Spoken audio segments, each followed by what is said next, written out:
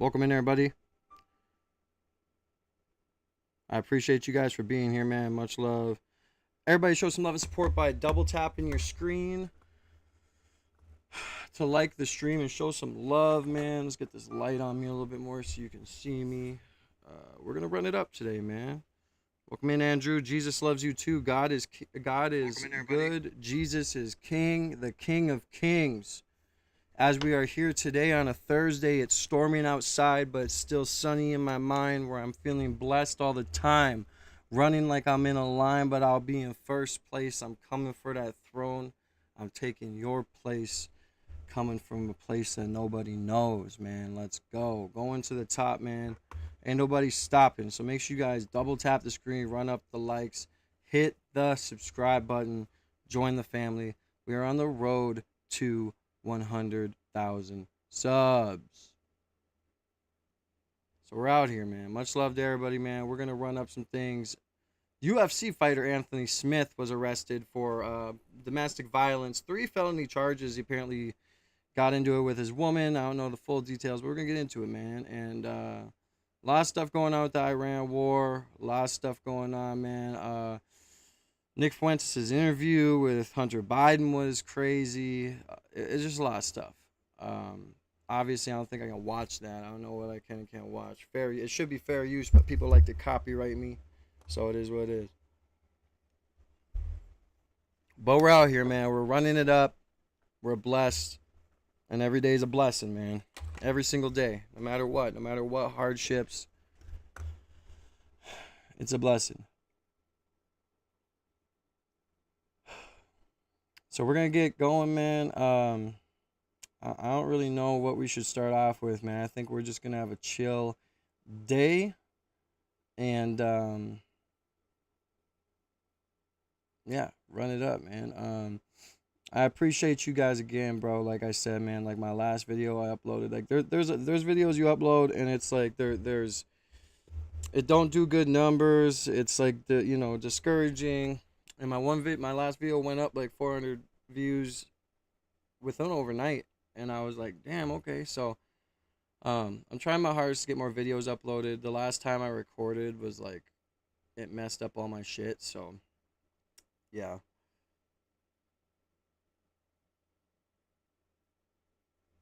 But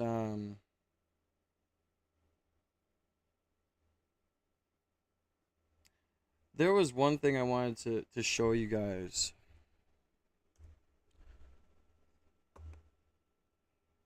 And this is how police should be, man. Like, honestly, I seen this morning, and I was just like, wow. So let's get into it. So I seen this morning, and it made me feel good, right? Because we're in a state right now where we're starting to be surveilled more. We're starting to have more hate towards authority, and people are starting to hate police.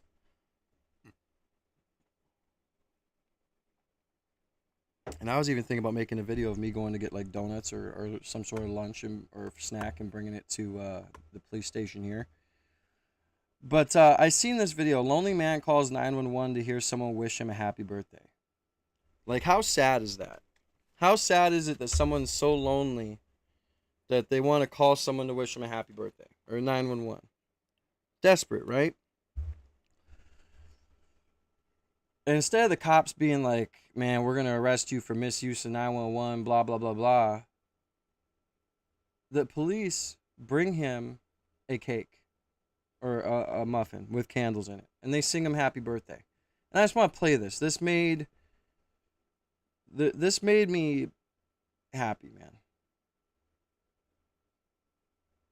Chris? I'm Frank. Good to meet you. Israel. How old are you today? It's your birthday? 25. Is it your birthday? Yes, sir. You're not just making that up. Let me see. We tried to light you candles, man, but the wind blew them out for you. But are you allergic to nuts? Hell no. All right, we got your get gift. your lighter in my pocket. We got a lighter. It's just windy. Can we come inside with you? Yeah, come in the quarter. Yeah, can we come in the quarter? You want to point to call it. We're not gonna wake your neighbors, are we? All right, man, Chris. Oh my God. Hey, we're happy that you're 25. That's a big number. How old is? Huh? How old are you? Oh, we're old, man. We're about 40. He's a little younger than me. I'm about to be 30. Happy birthday to you. Happy birthday to you. Happy birthday, dear Chris. Happy birthday to you. There you go, brother. You want to blow him out? Make a wish. There you go. You got it, boss. Hey, Yeah. we wish you the best birthday, okay? All right. You gonna Thank be all right? so much. You gonna Yeah. be all right? You good? Yeah. Sure? Great. You need anything else? Nothing. All right. This is a boy I can ask for. All right. Don't need it all in one sitting. All right. Take it easy, brother. God bless you. Happy birthday. Obviously, this guy has something wrong with him, right? He's like some sort of mental needs, but I digress. For them officers to go out and buy a muffin or a cupcake, whatever, and put candles in it and be so thoughtful and go to his house, you know, you can tell that this meant the need, or this meant a lot to him.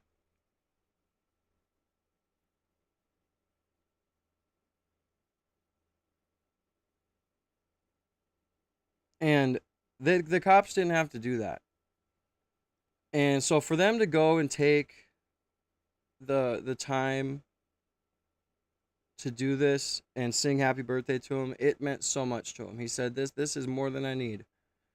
And it damn near choked me up this morning. Because we only see the bad. We only see the bad. That's what people want to see. People want to see, why is this police department terrible?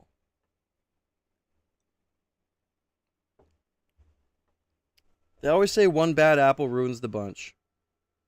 But I don't think so. That bad apple just needs to be taken away from the bunch. And God bless these officers. God bless this guy. It made me happy to see this, because it shows that we still have kindness and goodness in this world, and there's people who are passionate and caring. And it made this guy's day, man. I wanted to show it. Made me feel good, man. It really made me happy to see it, because, you know, this guy was so lonely, he called 911, and he ended up getting a birthday, happy birthday sang to him, and all this other stuff by police officers. Made his day, man. And that's just awesome. So I wanted to go ahead and go over that and stuff, but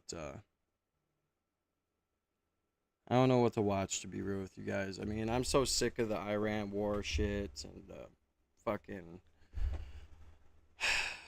this and that and this and that. So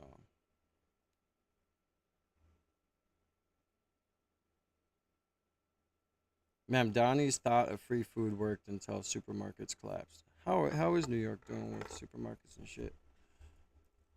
Oh wait, I forgot to do something. Hold on 1 second, guys.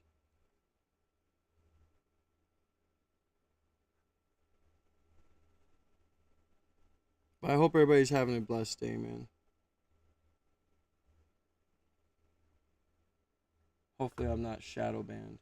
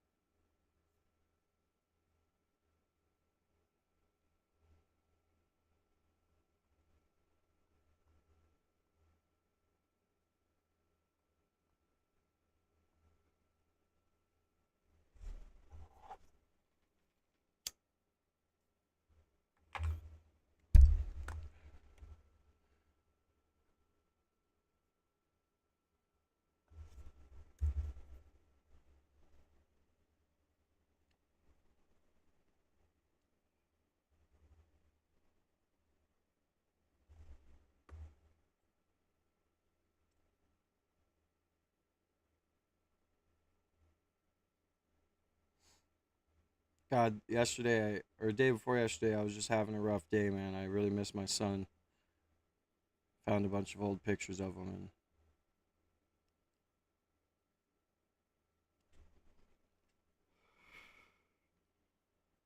really miss him.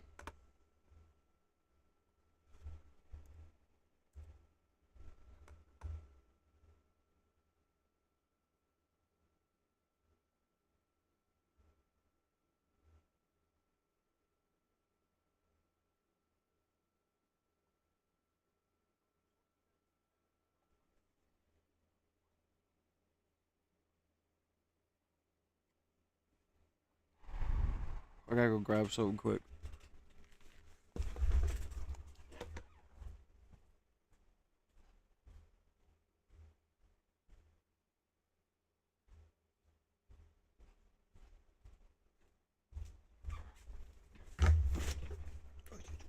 Watch your paws, bro.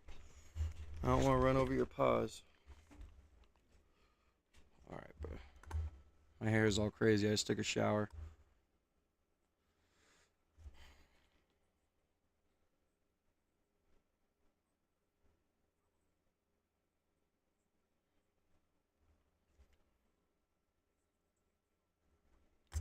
I've been hearing about this for the longest time, bro. Like, I've been hearing about this Jared Leto guy for a long time. It's been known that he's been going out and, you know, talking to girls and all this other stuff. And underage girls and, like, does weird shit. Like, he's a weird guy, like a cult type guy. Isn't he?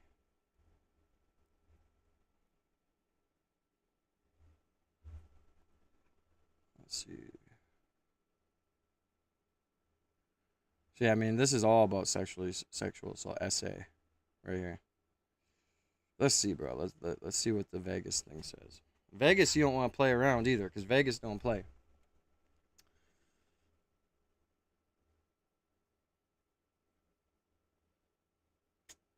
Assault never reported. Yeah. All right. Let's see. Las Vegas police say they have no sexual assault case. Oops. What the fuck? Bruh. Really?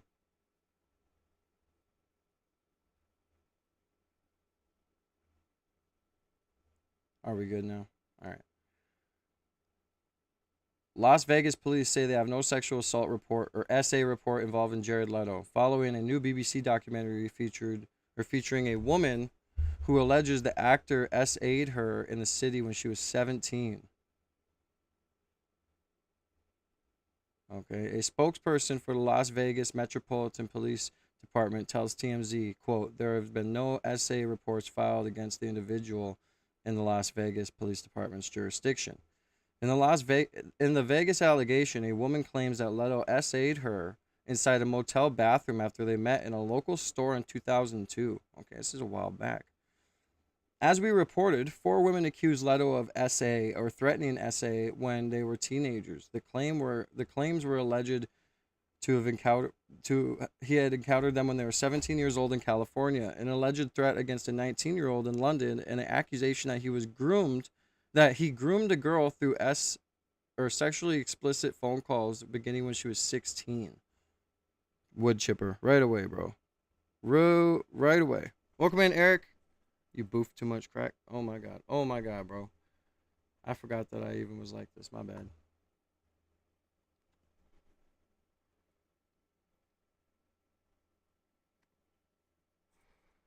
Yeah, the David stuff too is crazy. That's coming out. I mean, holy shit.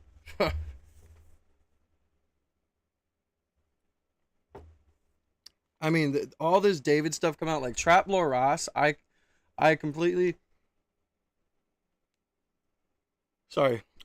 appreciate him, bro, for doing the due diligence and work he's doing inside the courthouse, taking the notes and coming out and telling us what's going on. I mean, this David case is getting wild. But anyway, so the BBC investigation details allegations tied to Vegas, California, and London between 2002 and 2016. We've reached out to the Los Angeles Police Department, Los Angeles County Sheriff's Department, and London's Metropolitan Police Department to ask whether any reports have been filed or investigations opened involving Leto. So far, no word back. Leto denies ever SAing anyone. Of course he does. Jared Leto, I've never SA'd anyone in my life.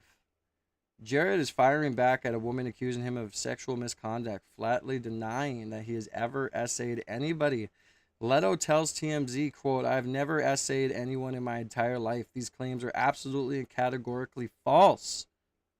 As we reported, 4 women have recently accused the Oscar winner of SAing them or threatening to SA them when they were teenagers. Yeah, we kind of already read all this. Different articles, same shit. So, yeah. The David shit is wild, though, dude. Like, the David stuff is like, oh my god. And Celeste was like a beautiful young girl. It's so sad she got taken out of this world. But like, it's just so crazy what went on, bro, in the court. We should just watch Trap Lord Ross talk about it, because at the end of the day, bro, I'm not going through each article trying to find whatever. And the fact that David and his bodyguard were trying to plan kidnapping her and calling it Operation Sunshine or what, Operation Orgasmic or something. I don't know what the fuck it was.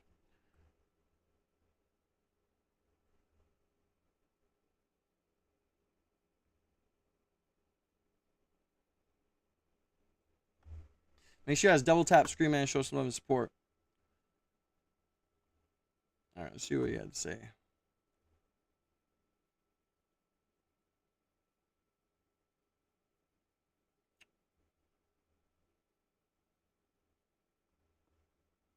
So in this video, I mean, there's so much stuff going on, like, in the celebrity world that's crazy. Like the Krishan Rock situation with Ronnie and her, you know, her dad's alleged baby daddy getting unalived, and she's gonna be arrested for it soon. Like, crazy. We're going to be looking at some of the lies and slander that is currently going around about Celeste's family after these David hearings. Now, before I get into it, I just want to let you guys know, okay, I've uploaded the raw notes from day 5 of the hearings to my Patreon on the free section. I'm not charging for this. This isn't something I'm selling. These are on the free section of my Patreon, but I've put them separately from YouTube. There is nothing in there that is wrong or bad. This is just my raw reporting and my raw notes, and some quite cool people on Reddit have actually been transcribing and putting some of these messages together in like a Google Doc over on Reddit, and shout out to them for doing that. Okay, it's very, very interesting. But anyway, separate from that, okay, here is what's going on. So after this, harrowing final day of hearings, we heard some interesting information about what Celeste's family knew about David, and that has led to people completely misquoting, misrepresenting the information that was presented in court. And I was there to hear.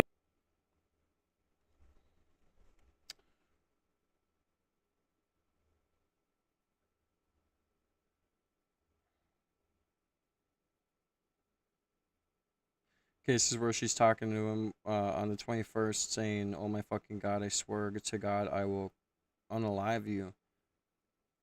She's in my seat. Dude, he has bad handwriting. I'm gonna have to listen to him talk about it. I mean, dude, can you even read this shit? This looks like Japanese, bro. Come on, dog. Hear what was said. So I've been seeing posts like this going around. College Double Kid, tap your screen. Usually quite a good source of news, but basically misrepresenting what was said. It says David and Celeste Rivas' respective parents knew about their relationship. Not true. Not what was said. David attended church with Celeste's family in addition to her parents. Not true. Giving her permission to travel to London with the singer. So we're seeing a lot of these posts going around, and I think it really is kind of damage control time. And really, I think David's defense team were very smart in that they kept the most damning looking stuff to the very end. They then put things together and put things forward in a very sneaky, crafty way to make it seem like the family knew a lot more about what was going on with David. And now the media is having a field day and not focusing on the fact that David basically completely got the floor wiped with him in these preliminary hearings and is now having to face a full-blown trial. So this going around says LAPD reveals Celeste's family knew about their relationship, that was never said, and signed a child's travel consent form allowing her to travel to London with David. That's not entirely true. That's not really what was said in court, and it's a misrepresentation of the facts. Again, LAPD reveals Celeste's family knew about their relationship. That's not what was said. So there's a bunch of stuff going around and a bunch of quite sensational posts going around, particularly in r/Dave Idiots, which I've made it very clear is completely compromised. And I'm not surprised to see r/Dave Idiots kind of celebrating this as a win and deflecting everything towards, you know, Celeste's family as being responsible and, you know, saying they should be a child endangerment charge. Well, let me tell you exactly what was said in court, and you'll be able to understand why I think that this is just a horrific campaign to... I'm not going to lie. I think that Celeste's parents should be held accountable in some way. And I'm not putting it on them, her dying. But what I will put on them is, if my daughter is running away or she's gone like that, and there's certain things going on, it's like you either stay home or I'm calling the cops, or like there's some sort of punishment happening. Like I'll fucking chain you to the couch or something. Like, I don't know, but like you're staying, like you're not going there anymore. And I get it's harder to control as they get older. Like they're just gonna leave, and my kids are 7 and 4, so it's not like I can sit here and like really say what the fuck I would do. But yeah, dude, I would definitely take a yard elephant, bro. I would take, if they made baby elephants and they just stayed babies, I would so have one. Basically end out the preliminary hearing with some information that's been completely misrepresented to make it seem like in the media that it's the family's fault and this bombshell was dropped on the last day, to really deflect from the fact that David got absolutely and utterly royally demolished in the preliminary hearings, was absolutely just torn to pieces by the evidence that made it very clear that it seems that he likely did murder Celeste Rivas Hernandez and dismember her body and was in an illegal relationship with her for years. Those are the allegations, and I would say that the evidence presented in the preliminary hearing made it very, very clear to anybody with a brain that that's likely what happened. But let me tell you exactly what was said and how crafty the prosecution were when it came to kind of framing the parents, and then I'll show you some of what people are saying, which I think is interesting. So basically, okay, David's defense attorney didn't show any hard evidence for a lot of this, just asked the detective questions that were asked in a very smart way, and you got to give respect to Blair Burke and the defense team. They were very smart. See, a lot of the time it's like we heard statements and then we were shown specific evidence. But in this, they asked very broad questions in a very smart strategic order to the LAPD detective that was responsible for this case while on the stand. And the order that they asked these questions in made it seem a lot more like the family had an involvement in what was going on. So the first thing they asked in this line of questioning, they said, was David known to Celeste's family? And the detective said yes. Now, that's very broad. David being known to Celeste's family, that doesn't mean they approved of the relationship, doesn't mean they knew of the relationship, doesn't mean that they even knew that David was a grown man, right? As we have found out during the trial, during the hearings, that David was a massive liar, and unfortunately, rest in peace to her, but Celeste was a liar too. There was allegations that Celeste had said that her age was 16, 17, 18, but we saw cold, hard evidence that David had at least been informed in a roundabout way from the body cam footage on February the 17th, 2024, that Celeste was 13, all right? Likely 13.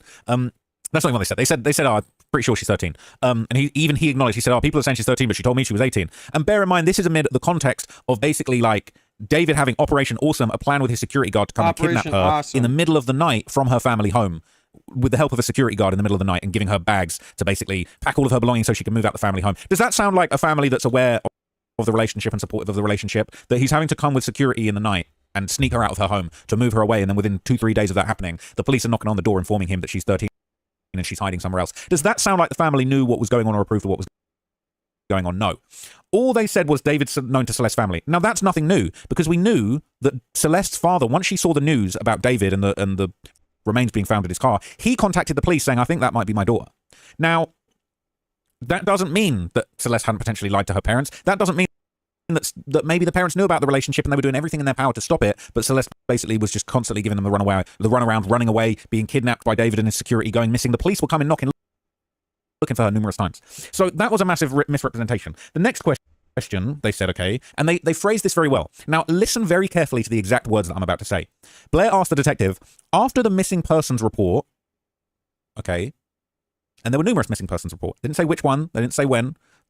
Well, no, they did say when, but they basically just said, after the initial missing persons report, Celeste's parents allowed her to live away from home in May 2024 with her aunt in the same city that David lived in. Now, a lot of people have taken that to say, oh, the detective said yes, oh, that means that the parents allowed her to go and live with her boyfriend, who was an adult. They approved of they basically sent her off packing. Well, that's not what was said, was it? What was said was, after that missing persons report, so after they have this problem with her constantly running away, they allowed her to go and live with her aunt in the same city, LA County, that David lived in. That doesn't mean anything, all right? That does not mean anything. I could say that they sent her to live in the same city that Blair Burke lived in. Was she responsible? No, all right? Anyone that lives in... So she wasn't sent to live with David, and they didn't ask the detective, was she allowed by her parents to go and live with David? Because the answer probably would have been no, and there would have been no evidence of that. And bear in mind, when she asks this, when she says, was Celeste Was David known to Celeste's family? And the detective says yes. They're not showing any proof of this. No proof. When she said after the missing persons report, was Celeste allowed to go and live away from home with her aunt in the LA County area, in the same city that David lived in, not in David's house, not approved, not allowed, not with express permission to go and live. But then where's the aunt? Like, the aunt should be put on stand, right? The aunt should be questioned. Like, yo, you know, Celeste came to live with you. Why was she always at David's house? Live with her adult boyfriend, all right? And they showed no proof. They didn't show proof. They didn't show a permission slip. They didn't show anything to say that she had been allowed to go and live with David, who was an adult, while she was a minor. That's not what was said. So now people are saying, oh, she was sold off. Oh, she was coming back with money. Oh, she was... That's not what was said at all, okay? Now, here's the thing. They did say... And here's where... What's crazy is the text messages. The text messages are wild. They would fuck like 10 times a day. Like 6 abort, like just crazy stuff. Well, you got to focus on what they didn't say, because if they had better evidence, they would have brought it up. They were bringing up the best stuff they possibly could. So they said David was known to Celeste's family. Yes, we already knew that because Celeste's father called the police and said, I think that's my daughter, when he saw the news of a body found in Singer David's trunk. She asked the detective point blank, aunts and cousins knew about the relationship, right? And the detective said yes. So she didn't say the parents knew about the relationship, did she? She said aunts and cousins knew about the relationship. If the parents knew about the relationship, she would have asked, she would have said point blank, did the parents know about the relationship? Blair did not ask that because there was no evidence to that and there would be absolutely no proof of that. She asked specifically about aunts and cousins knowing about the relationship. So it said David was known to Celeste's family, aunts and cousins knew about the relationship. Now, okay, here's the thing. Admittedly, yes, that is bad. She was allowed to go and live with the aunt and the aunt found out about it. I'll keep it real with you. I've got more questions for the aunt than the parents, okay? But again, we're seeing this massive misrepresentation and pointing towards the parents. Now, she went on to ask, David attended church with family, and David would pick up Celeste from the house to take her on dates to the mall. Now, here's the thing. They didn't say David attended church hand in hand with the mother and father. They said David attended church with family, and he would pick up Celeste from the house and go on dates. Now, that is very, very misleading. So they didn't say what family members. They didn't say mum and dad. They didn't say auntie. They didn't say cousin. She could have gone to church one time with her sister and David together. Or Celeste could have gone to church with her whole family and David went separately and gave her a little wink from way over there. We don't know. And it was a very broad and misleading statement, and I think that is now being capitalized on. And the idea that David would pick up Celeste and take her on dates to the mall, they didn't say David would knock on the door with flowers and greet the parents and they would hug him and say, please take our minor daughter to the mall. That's not what was said, right? We know that David would pull up to the house and pick her up because he had Operation Awesome to pull up with a security and kidnap her in the middle of the night. Picking her up from the house and take her to the mall, that could be a kidnapping. Picking her up from the house during the kidnapping without her parents' knowledge could easily apply to that statement. The defense was very smart in the way they asked this. Now, they said that David took Celeste's family to Six Flags. Now, we had seen this report of it was maybe one of Celeste's cousins or a sister had basically been to Six Flags with David and Celeste, and there was talk of like a Build-A-Bear receipt being found. But again, I made it very clear. The way that it was suggested was, he took members of her family to Six Flags. Well, that doesn't say parents, because if David had taken Celeste's parents and her to Six Flags, they would have asked that and they would have said that. We haven't heard once them say, the relationship was known to the parents, all right? Maybe the aunt knew about it. Maybe the aunt didn't know David's age. Maybe the aunt did know David's age. But again, they were very tricky and crafty about the way they asked these questions and the order they asked them in. They then said, Celeste's adult sister was aware of the relationship. Okay, cool. Sister, you might tell your sister about your illicit relationship, but not your parents. Okay, I'm not saying that's okay. Okay, but the sister could have been lied to of aspects too, or maybe the sister knew everything. And then they said the adult sister went to Vegas with them. And the detective countered that and said, well, accompanied, going with them isn't a fair characterization. She was in Vegas at the same time as them in a different hotel, went there in a different car, and they met up at some point. That's all we heard. So again, it's like this idea that's the parents sold their daughter to this grown man. Where was that said ever? They didn't even ask the detective if the parents were aware of the relationship. All they said was that they knew they were aware of David. That's it. That's it. She could have said that David was one of her homies. She could have said David's the artist she's the biggest fan of. All right, man. Whatever about this. I think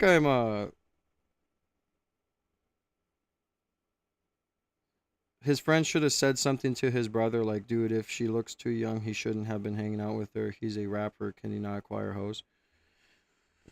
Yeah, I mean, here's my thing, and this might be a controversial take, right? But like Romeo and Juliet laws, I'm not saying like what Celeste and David did was right, but I'm saying like if David's 20 and there's a 17-year-old, I mean, come on, dude, that's a 3-year difference. Like they could have known each other in high school, you know? But like David's diabolical with the whole Celeste situation. But my whole thing is like, dude, like, you know, at the end of the day, you know she's way too young. You've known her since she was 11. Like that's sick shit. But if he's like 20 and the parents of a 17-year-old are like, okay, then I don't like think that's too bad. But like this situation is just insane. But let's talk about the Iran war for a little bit before we get into some body cams. stuff like that. Make sure you guys like the stream. I think I might be shadow banned again, but we'll see. We're just about to get to the time where my algorithm hits, so hopefully we run it up, man. Iran war after Saudi latest. Okay, let's see. Welcome back to CBS News 24/7 Primetime. I'm Juliette Goodrich. Today, Iran launched a barrage of missiles at American forces in the Middle East. This as the U.S. and Saudi... Just so you know, guys, if there are people watching me in the horizontal stream, like the TV type stream, just know I'm only looking at the vertical chat, okay? So I'm also doing a vertical stream.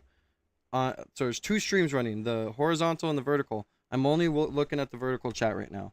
Make sure you guys double tap the screen and show some love and support. Strike Tehran-backed militias in Iraq.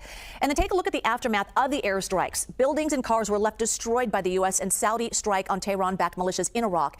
At least 20 fighters were killed and 32 others wounded in these overnight strikes. So I want to bring in retired U.S. Navy Vice Admiral Robert Murrett to talk more about this. Robert, thanks for joining us. Was it a risk for Saudi Arabia to join the war? Yeah, Julie, I would say that it is. They've been largely kept out of things with the... I just don't get why it would be a risk. Like, why would Saudi Arabia and the UAE and all these other places that, like, have a lot of business with America, we're obviously doing a lot of business with these people, and we have military bases there, why would you not join in? I mean, think about how much control we could have over Iran if all of us made it, like, just started joining in with each other and putting belt to ass. Or trying to control the Strait of Hormuz, you know? I just don't understand why it took this long. Focus on the other Gulf states up until this point and been communicating very regularly with the Iranians. Especially after all of them were getting hit. I mean, Dubai had gotten hit with multiple strikes. Why would there not be any sort of alliance being formed there? So between the Saudi Arabia and the Iranians to try to stay above the fray to some degree. That's kind of changed, both in terms of the attacks on the Iranian surrogate forces inside Iraq, but also with their attacks on the Houthis over the past weeks because of concerns that the Saudis have about all their facilities on the Red Sea. Yeah, so at this point, any signs of diplomacy soon? Yeah, I think it's a question of degrees, Julia. There's always diplomacy taking place at some level, whether it's, a really serious diplomacy, such as the ones we've had brokered by the government of Pakistan, and Vice President Vance, for example, participating, or just kind of the day in, day out, lower level communications that exist all the time. I would say diplomacy right now is at a fairly low ebb. And one other comment I would make is we've seen the president of the White House today kind of telegraph that there might be some more American attacks on Iran tonight, which he does periodically, and his language is pretty strong along those lines just today. When we talk about diplomacy, is there a hard stop on it when things happen, or does it take a long time? I think, in answer to your question, Juliette, it's a great point. I think this one's going to take a long time. Two things I would mention. The first is there's going to have to be a diplomatic solution of some type. I mean, the Straits of Hormuz, take that for example, there's really no military solution to securing the Strait of Hormuz and having ships move in and out at scale at the numbers like 130 or so a day that existed before the war started in February. So eventually there's going to have to be some kind of diplomatic solution. My own sense is that's going to take quite a while because of how hard-nosed the Iranian diplomatic negotiators are, and also the fact that the hardliners in Tehran, the IRGC and others, seem to be ruling the roost at this point. So I think they're going to push pretty hard for some tough negotiations, and I don't see those being completed anytime very soon. Yeah, there's just not an on-off switch. All right, Robert Murrett. Robert, thank you so much. Go ahead. Sorry, I'm getting my other MacBook set up here. Breaking news into the newsroom. We are hearing from U.S. CENTCOM that U.S. forces have begun launching strikes against Iran. It started at 8 p.m. Eastern time. I forgot. Let's go over the Candace Owens shit. Bro, okay, so remember when we were watching the prelims? Hold on, because I'm going to have to record this. Okay, so you guys remember when we were watching the prelims, right? We were watching the prelims of the preliminary trial of, Tyler Robinson's case. And the defense made a effort to say, like, to the police officers, well, did you see his face? No. What about the other camera angles? Well, I didn't review the other camera angles. So the defense was alluding that they had seen other angles of the shooter. And so the video comes out. And is the other angle... All right, you guys, happy Tuesday. I am sorry that we are running late, but Does the other angle show anything? No, it still is nothing. A blurry face, can't see nothing, and you especially cannot see a weapon. promise you it is going to be worth the wait. First and foremost, I always just have to shout out Andrew Colvett because he has got me out here looking like the old woman from the movie The Princess Bride. You guys remember her? Liar! Andrew Colvett, why must we do these things? Why do you tell these massive lies? Because I was also able to confirm with a White House employee that there certainly was a White House meeting on the books for Andrew Colvett, the Chief Marketing Officer, Marina Minez. Also, I have learned, and this is quite unusual because he does not often travel, Chief Operating Officer Justin Strife was scheduled to be there, and their in-house legal counsel, Frank. Ladies and gentlemen, why does Andrew lie so easily? Why was it necessary to lie in the first place? Make sure you guys double tap the screen, man. Show some love and support. I appreciate you guys for being here today. Help propel me into the algorithm. You know your boy gets shadow banned because of his opinions or what we show and what we upload. But it is what it is, man. They ain't gonna stop us. Okay? I'm not right, I'm not left, I'm center. I'm neutral. Okay? I might just turn into a Zionist just so I can get the $7,000 a month. Place, this meeting scheduled allegedly for the same day/week. Maybe I got the wrong day. That Bibi Netanyahu happens to be in town. Is it a coincidence? It certainly could have been, but a coincidence begins to look and feel like a conspiracy when Andrew Colvett continues to lie so brazenly about everything, pretends that we just have bad sources. Again, why do you lie? And I did tell you that I have a source in your inner circle. You don't believe me, but it's true. Anyway, yesterday, I got a tip from someone, like I said, in the White House who corroborated that. And then today they told me the meeting was suddenly canceled. And suddenly Andrew Colvett emerges from his 25-hour silence and says, I have no meeting at the White House. Sure. Doesn't matter because today is not about Andrew. Today is about something much bigger than that. It's about the liars who lie about everything, which of course includes Andrew Colvett and various people that are associated with Turning Point USA. We have a curious story to tell you about the rookie cop who found Tyler Robinson's gun. That's very interesting. And finally, we're ready to tell the story of how that came about. Welcome in, Mike. And you know that 4K zoomed in footage that people were going all crazy and feeling overwhelmed and passing away and falling out in the streets like they had early COVID over? Well, we've actually been sitting on that for a while, and we're going to let you be the judge of what you see and whether you also feel overwhelmed in the same direction. You know, I have a few questions that just sort of linger in the back of my mind. One this morning that I came up with, I was going, for 33 hours, 33 to be exact, 33, there was this manhunt for Charlie Kirk's alleged killers. And the feds, during this manhunt, chose to release an extremely blurry still image of a man in a stairwell. It's very blurry. Why? Why didn't they release the much clearer footage that we eventually saw in court? They had access to that. They didn't say that they needed to do anything to bring that footage up. Why release something grainy if you can release something clearer? Why reduce the quality? Again, that seems to be a theme, that they're just intentionally degrading the quality of footage. And the question is why? Who does that ultimately help? And another question that's on my mind this morning is, why was Zachariah Qureshi initially arrested by local police and feds? And then he was released. That seems like quite a big mistake for them to have made. What did they see? What was captured on camera or otherwise? What evidence did they have? Maybe it was a scent the dog was chasing. I don't know. That the local police decided to go to Zachariah Qureshi's apartment in Provo, whereupon he was then brought in and interrogated by the feds and then released. Are we common sense people supposed to believe that that was just bad luck? There was only 2 people that were detained. The first was George Zinn. We know why. Obviously, he said, I did it. It's a good reason to detain someone. I did it. Okay, we're going to detain you. The second was Zachariah Qureshi, and they just let it go. They let the error go. We got no explanation. I think we deserve one. And of all the people, they happened to select this kid who has got a father who's a career military man who owns and operates a military app tied to operations, tied to Fort Huachuca, got a bunch of money from the DOD. I'd just like to know more about that. How was that mistake made? That'd be great if we could follow up on it. Anyway, speaking of military men, last week we played for you an exclusive audio from the only person who managed to capture footage of the alleged gunman on Losi Center rooftop before the sound of the shot goes off, right? He recorded the individual on his iPhone. He then reported what he saw to police dutifully. And he was very clear. He said that the person looked to him like it was a professional. Remember that? He said a person with some sort of military tactical training seemed to be dressed in tactical wear. Particularly, he referenced... Welcome in, everybody that's coming into the stream. We're just starting to hit our algorithm time. Make sure you guys double tap your screens and show some love and support. And make sure you guys hit the subscribe button with notification bell. We are at 11,000 subs. We are on the road to 20,000. Most importantly, 100,000. We're going to get that silver plaque soon. Make sure you guys double tap the screen, get those likes up, help propel me into the algorithm, and say what's up in the motherfucking chat. I love talking to you guys. God bless. This military crawl that stood out to him as something that requires military training. Okay. And he would know. He would know. Strangely, they didn't contact him. They weren't curious for him to testify. The prosecution wasn't interested. The defense, I guess at this stage, was preliminary hearing, was not interested. And also, we never saw any of that sort of footage in court. You're saying he did some military crawl. How's that possible?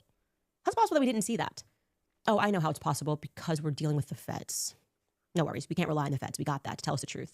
Facts. And of course, if they did capture him doing that, that wouldn't exactly help their narrative, right? Tyler's supposed to be some scrub kid who woke up one day, actually kind of an academic genius, and just had to take the shot for his lover, even though they never discussed politics. They never discussed Charlie Kirk in particular, and they never discussed LGBTQ issues. This morning, he woke up and he was just like, yeah, I need a Chick-fil-A sandwich, and then I'm going to go do the impossible.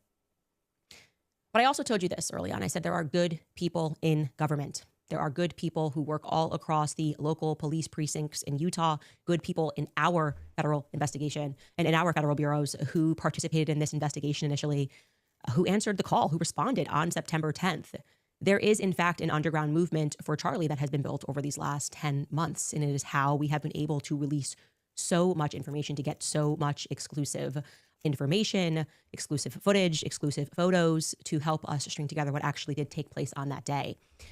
And there was something in particular that I will tell you that I've been holding on to since October, in part because I needed to protect my government sources. Obviously, they're in governments. It is risky for them to be communicating with me at all. But more importantly, because I needed to see who the liars are, who lie about everything. I have to wait. I have to see. I didn't know who to trust. I was also grieving. And I was told that at the preliminary hearing, they would be forthcoming about anything and everything that they had. I was told that actually by Erica. And I just kept thinking to myself, a military crawl on a rooftop would be very relevant, right? I told you that's back even when I first had that conversation with my source. He said, yeah, that's what I saw. I thought, well, they obviously can't keep that from the public. They can't just keep gaslighting the public about that information. Well, we have certainly something to show you. Now, before we get into the video, let me just show you where it starts out. Let's just consider where we're at in the narrative. We are told that someone who was wearing skinny jeans, right, decided to essentially crip walk on the gun onto the Losey rooftop. Okay, sounds made up given the jeans that he was wearing, but let's just take that at Fed value. Okay, here are the jeans he's wearing. Tyler's 5'10". The gun is minimum 3'6", fully assembled. We can see his phone in his right pocket.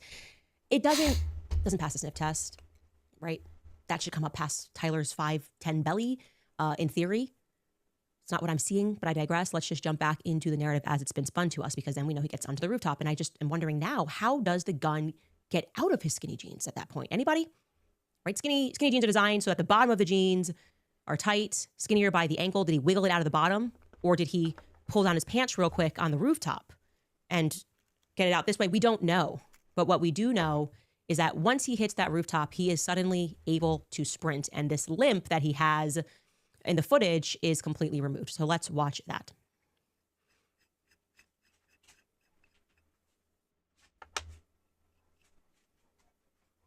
Okay. There's no way he has a weapon in those pants, bro. Now, what happens next is exactly as my source stipulated. Our rooftop guy begins a tactical crawl. It's actually known in the military as a lateral crawl. Let's watch that.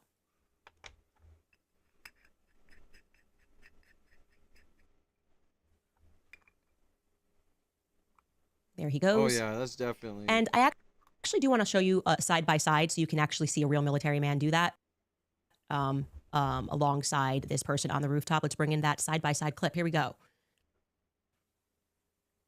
That general action right there is known as a lateral crawl. Now, you may have noted, if you're just looking at your eyes, some sort of a flash that just took place, right? We're going to show you that slowed down and just kind of discuss this.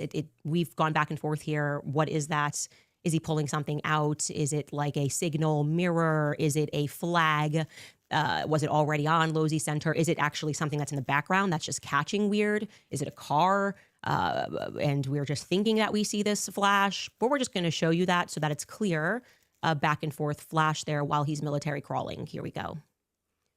There, and we're running that back and forth there.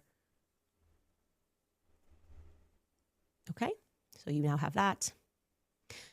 Next up, what you are going to see is that it's going to look as though as he gets into position. What's up, and completes the Wisconsin? lateral Welcome in, crawl, bro. that he thrusts something forward in a way that my brain told me it looked like he was unfolding a gun.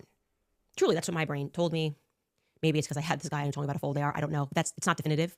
That's me narrating. There's a bunch I'm of happy for stuff. people to disagree and debate what is seen. I mean, bro, like for my old 9mm gun, my Glock 43X. Welcome in, Beverly. God bless everybody who's just coming into the stream. God bless you guys. Jesus is King. Say it in the chat. Make sure you guys double tap your screen, get those likes up, and show some love and support. If you're watching on the horizontal stream, I am only looking at the other chat on the vertical stream, so come join us in here.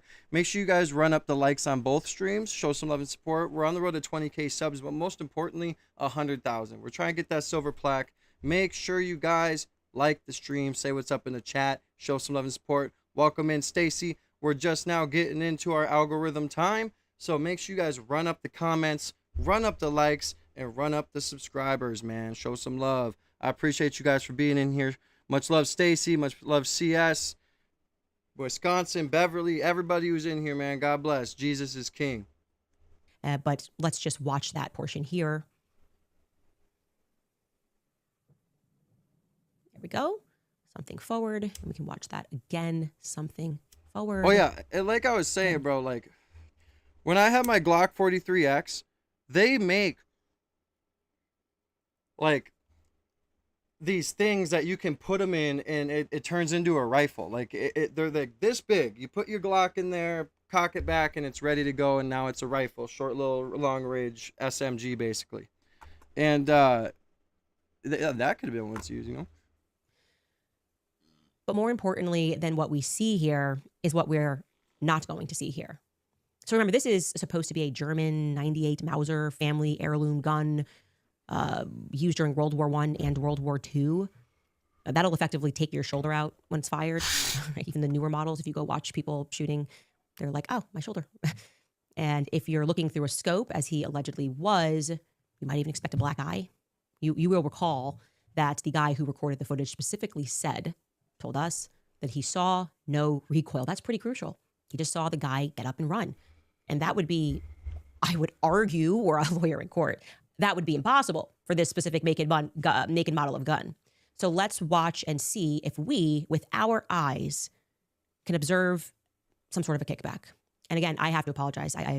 This is not like Benny Johnson 4K footage, but it's at least clear enough here on your screen that you would be able to discern a strong kickback on a gun from somebody who's just laying down taking a shot. So I'm going to let this run. It's about 50 seconds. And you just let me know if at any point you see that before he gets up and breaks into his Thank you for the thumbs up, Stacy. God bless. There you go. That's that unfolding again.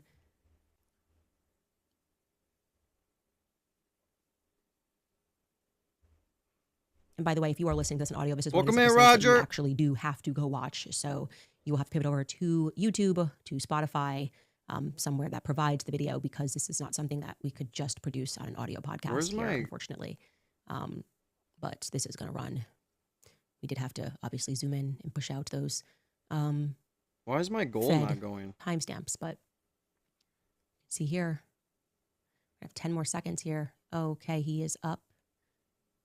There we go. Anybody? Anybody see a recoil? I didn't see one, but let's actually put that footage Sorry. all together uninterrupted. Here All we right, go. let's watch it. For you guys to watch.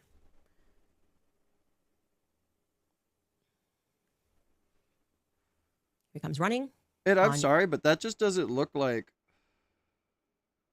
Tyler Robinson. It just doesn't. It looks like a guy who has more build, especially to his legs. Like, you go look at the picture of Tyler Robinson going up the stairs and all that other stuff. This is not him. Like, it just does not look like him. To the rooftop. What we know I agree, definitively is Roger. It gets down into what is known Make sure you guys as double tap a screen. lateral military crawl. He begins that crawl over to the right first, and then to the left we see a quick flash. We are not sure what that flash is. Actually, this looks like, well, I'm not going to read into it. There's that throw forward. I say fold forward. You can say throw forward, but that's definitely something being flung forward, getting into position. And That looks like the towel. Like when that gets thrown forward, like that's like what he was carrying when he jumped off the roof, but he never had a weapon, so I don't get it. For what we expect to be some sort of a kickback. Must have been when our source began recording from the side of a Losi building and said, "Oh, I just saw someone get up there. He's got a gun."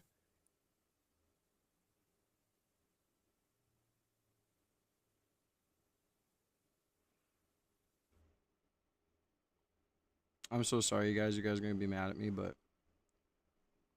I forgot to press record on my other shit. So give me 1 second, okay? Oops.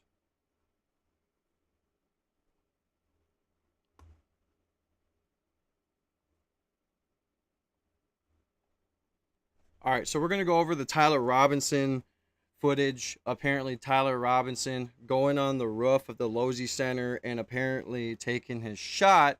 But again, like they said, it's not like they said when they said it's 4K and you can see his face and blah, blah, blah, blah, blah.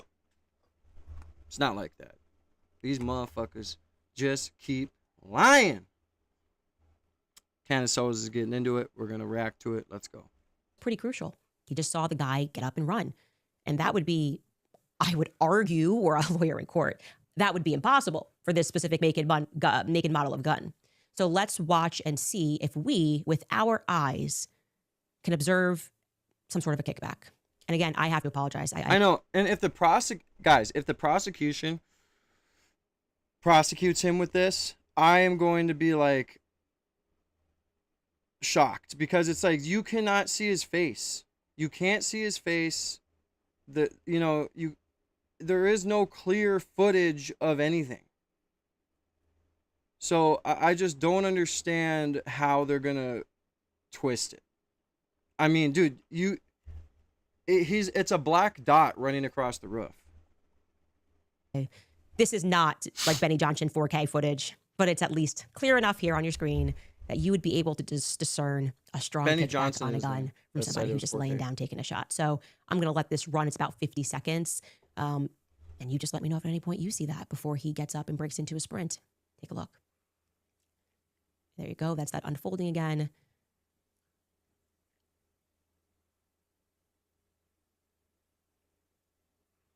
And by the way, if you are listening to this in audio, this is one of these episodes that you actually do have to go watch. So you will have to pivot over to YouTube, to Spotify, somewhere that provides the video, because this is not something that we could just produce on an audio podcast here, unfortunately. But this is going to run. We did have to obviously zoom in and push out those fed timestamps, but see here, I have 10 more seconds here. Okay, he is up. Where's the gun? Anybody? Anybody see a recoil? I didn't see one, but let's actually put that footage all together uninterrupted. Here we go for you guys to watch.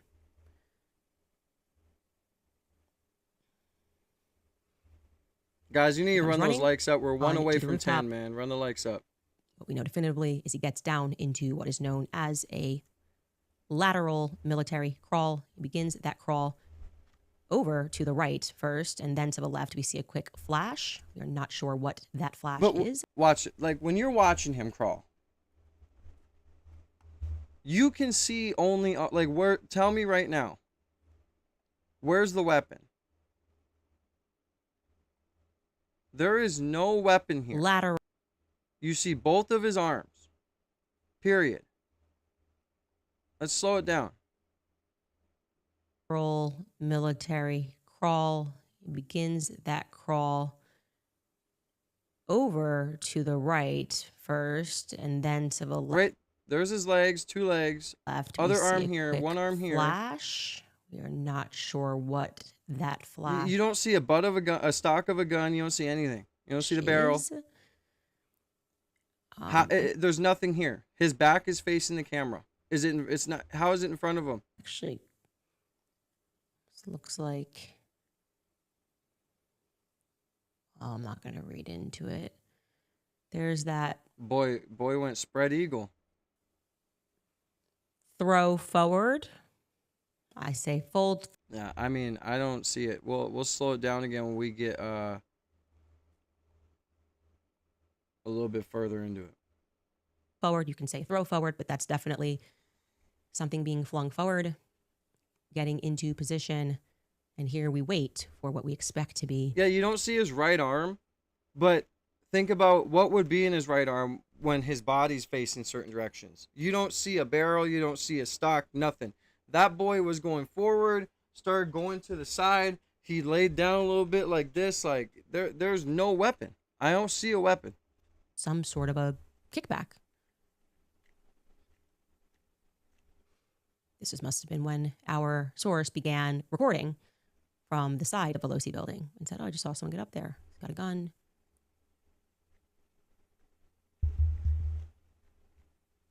I just think he was limping the way he was because he hurt his leg, to be real with you. And he's up. And he's gone. Where's it at? Look how he got up. Where's the gun? It did just like, is it like a video game and it just disappears when he's done shooting? Okay, unequipped, and it just goes in his little bag or what? What, like what?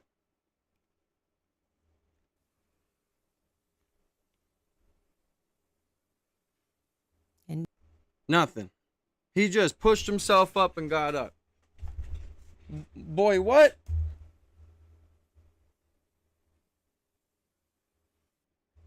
Where's the gun? Where is it? Oh, both of his arms. I seen it. This arm's here. This arm's here. And he's up. No gun. Yeah, I agree. I think that, you know, a couple other things are in his inventory too.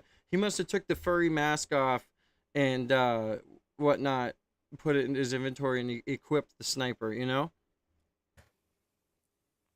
And he's gone.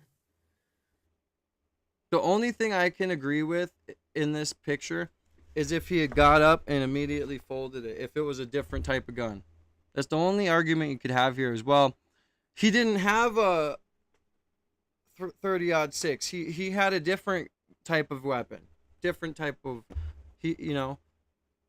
Like, that's the only thing I can think of. Unless it, you know. Because, like I said, they make those weapons you can put a Glock in, and they're like short rifles, or they make those foldable ARs or foldable AR pistols even. I don't know. You guys are more gun experts out there than me. I'm not a gun expert, but you don't see nothing on him or with him when he gets up. He ran up there. He hit inventory. He equipped the sniper, laid down, took the shot, unequipped, got up and ran. That's going to be, you know, that's just what he did, bro. Straight, you know, Call of Duty. What do you guys think? I should just jump into this chat and see. Where are my gun experts? What do you guys think? Something feels not right.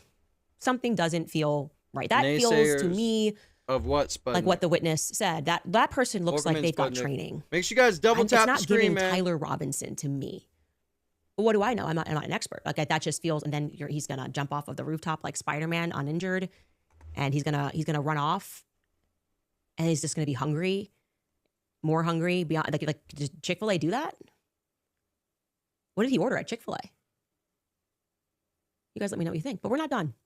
As I told you guys a while ago about this. What do you guys think he ordered at Chick-fil-A? Non-smoking gun. Let's revisit what I told you. This non-smoking gun, by the way, which, as we saw in the preliminary hearing, it had dust in the barrel indicating non-usage, which featured Tyler Robinson's fingerprints, which, if you need reminding, were described as the most degraded prints. Yep. Per the ATF testimony, among all the prints, his were the most degraded amongst 5 other sets of prints on this gun. How is that possible?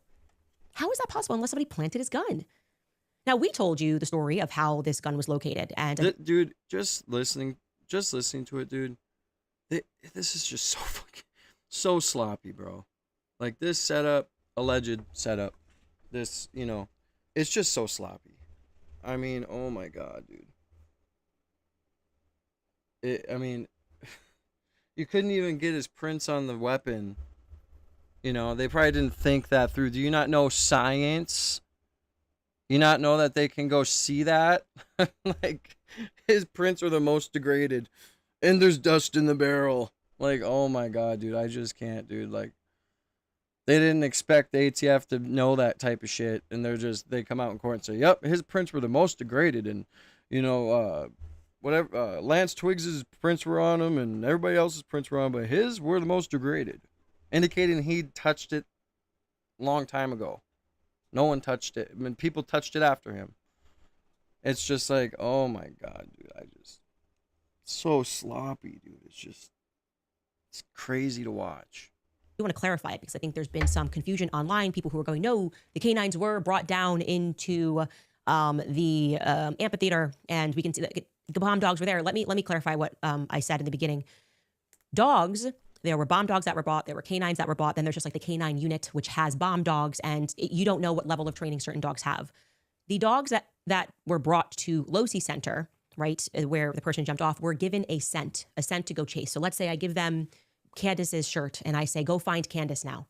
They were allowed to run amok near the amphitheater looking for Candace. But of course, if that person wasn't down there, that's a wild goose chase. And these are unbelievably trained dogs. They're not going to say, hey, I don't smell Candace, but I do smell some lasagna. It's like these dogs were sent to go chase a scent. Now, I told you that the other dog, there were actually two dogs, were actually looking for explosives. They are the ones that went near the field where the gun was actually found and came up empty. And until these rookie officers. Yeah, all those body cam videos we watch, man, and those dogs, we're going to run the canine. I've always said, dude, I don't trust the whole dog thing, but they hit every time, bro. Whatever. The feds get there and they tell the rookie officers to have another search, and lo and behold, the rookie officers find the gun. That bomb dog's name, so I believe Loki, people found online, Loki, who was near the amphitheater, was given the scent. That bomb dog, who was not given a scent and was searching the field, I am told that is Freya. That's her name. I like these Nordic names. You've got Loki, and now you've got Freya up by the field. Freya was the bomb dog, I am told. She's the one who had a broken nose that day. It just wasn't working. And that's lucky for Tyler Robinson, because didn't he totally and legitimately just happen to text that was one of his concerns for Lance? Actually, it was one of his hopes to Lance. The text is really amazing. We should read it. Tyler Robinson wrote, when I checked the area about 3 hours ago, there was an officer with a canine walking nearby the area. God damn it. I'm hoping Sorry, that guys. pooch has a bad sniffer. That's what the Gen Z kids are saying that day, hoping the pooches have bad sniffers. Sounds like someone's new to the English language, but this is Tyler's very formal. And yeah, it turns out Freya the bomb, lucky him, was the pooch who had a bad sniffer. Actually, let me say allegedly here, because we know with my luck, I'll be the first person to be sued first by a sitting president of a foreign nation, and then like a literal female dog at the same time. The dog will be like, you said I had a bad sniffer, and Trump will root the lawsuit on Truth Social. I hope Freya bankrupts you. Real America first stuff, Trump. But I digress back to our storyline. Freya just allegedly could not sniff this recently fired weapon out in the field. And so the feds got there, and one of the feds instructed these two rookie cops who literally were brand new and said, just go look again where Freya had failed. And lo and behold, a gun. Who were those rookie cops? Might be relevant. I've been given two names. I've had these names for a long time. And one of them had only just graduated from UVU. I'm not kidding. Talk about beginner's luck. I'm told Mitchell Curtis of Pleasant Grove Police, 2025 graduate, very young buck. He finds this gun in UVU's backyard. He deserves a promotion. But you know, the most interesting thing about Mitchell Curtis is not actually his background, it's his father's. Because I was told his dad's a Fed. I said, what? No way. What are the chances? What? And it was really actually challenging to determine who his father was. But by golly, we were able to do it thanks to the help of some sleuths. His father's name is Foster Curtis. Foster lives in Virginia. Foster spent 21 years with NCIS, starting as a special agent and working his way up the ladder, ending up as the division chief in the Office of Inspector General. Now, in case you don't know what NCIS is, yes, it's like the TV show. It's like the TV show. It stands for the Naval Criminal Investigative Services. NCIS agents are armed federal law enforcement investigators who frequently coordinate with other U.S. government agencies. They have a presence in more than 41 countries and on U.S. Navy vessels. Big deal. One half of their personnel are civilians. They are tasked primarily, the NCIS, with investigating major criminal activities that involve the Navy and the Marine Corps. So, for example, let's say, hypothetically speaking, you thought there was an assassination which may have been plotted and planned and executed by our military. This would be the office that would be in charge of that investigation. 21 years. Foster, chief, at the top. Then the strange thing happened on June 2nd, 2025. Foster Curtis, after 21 years, decided to leave his position as a division chief and to be Richmond, Virginia's interim inspector general. So he goes local. After a long federal career, he goes local. Richmond, Virginia just fires the inspector general who was there, James Osuna, who had been in that position for 6 years. It was actually very controversial. They didn't understand why this was happening. Again, this is in June 2025. The local news was going, what happened here? They were told, quote, no comments will be made on personnel matters. And NDAs were signed. Unusually, the local news noted this is unusual. Never seen this before. So remarkably, guys, we can, that spreadsheet, the tree of brand new that just keeps growing. We can now add Mitch and Foster. Foster, his dad, being the first one that we can say the demotion was brand new. 21 slots. Damn, Candace made a fucking... Damn. Candace made a PowerPoint about the police station now? That's crazy, man. I still have the last PowerPoint to say, man. She goes in, bro. I'm not gonna lie, dude. Like, I like how she presents it. Good research. Solid years working for the feds. And then you just get this, like, I would say it's a demotion. Good tips, too. You kind of want to work for I imagine the pay's better for federal government. And make sure you guys double tap the screen. A couple of months later, his son finds this gun. It's incredible. It's all just so amazing how many new faces we had, so many things that were changed, people brought in Utah, and the luck of all of these new people. Biggest assassination since JFK. So, just I guess congratulations are in order. To the rookie cop and everybody involved. Yeah. Anyway, we should take a brief break before I tell you something else that kind of surprised me about the NCIS. All right, guys. Well, it's looking like the footage is pretty wild. We all see it. We all know the motherfucking gun ain't there, bro. That's allegedly Tyler Robinson. I'm sorry, bro, but slowing it... I mean, it's not even good quality, and it's for a reason, obviously, allegedly, but, like... even just going through it, like, on here with my motherfucking lookers on, zooming in and sitting there and slowing it down, there's no way he has that rifle with him. And he goes and does that crawl on that shitty camera quality that I seen him through, and him do it. You don't see nothing. There's just no way he did that. And the way he laid down so quick, the way he got up so quick. I could see there's a frame in there where you can see both arms come out freely. So I don't see him grab onto anything. Like, that's just my opinion. Go back and watch it on the stream. I do have it on the horizontal stream as well. Go back and watch it when I slow it down. You can see the frame where both of his arms come out. So that's just my opinion, dude. At the end of the day, hopefully we catch the right guy, because allegedly we haven't. So I just really don't believe he had the weapon up there at all. Sorry, guys, I had to end that video I was recording. That I'm gonna edit and upload. We on the grind, guys, so stick with me. All right, you guys, do you feel like you're working harder than ever but still falling behind every month? Between grocery prices, bills, and credit card debt growing, it can feel impossible to get ahead. Look at these bots coming in. Lol, LMAO, you can really tell it's him in the parking garage. Yeah, okay. I'm not disputing he was there that day, okay? I'm aware he was there. He talked to a person from TPUSA. What I'm saying is that in that video, I don't see a gun. So all you bots that are going to come in here and say something, don't care.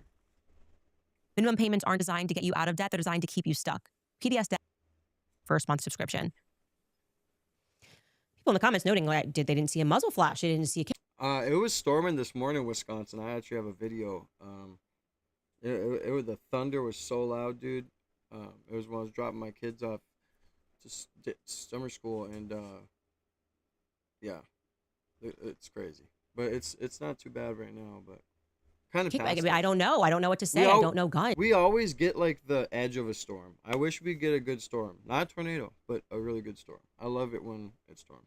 I don't. This morning we walked outside and it was all humid and it, it was sprinkling, and Elia, my daughter's like, "Daddy, it stinks out here. It smells kind of good," and she was like. I was like, yeah, it stinks. And she was like, yeah, it kind of smells like fish in a cooler. Like when we go fishing and, we come home and open the cooler. Like, and I was like, yeah, it does. You're very smart. It was so funny. So funny. No guns like these other people, but everything was just a little different. And I don't know. That's the Fed slop narrative. I don't know. Where you should feel overwhelmed by the evidence. Well, I don't know if you're about or not, bro. If you're not, cool.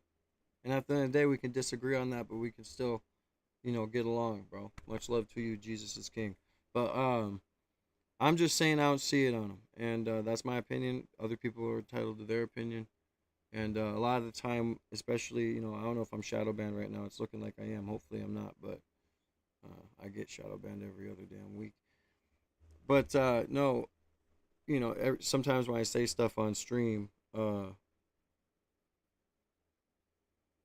bots will come in and flood the chat, or like if I'm covering certain things.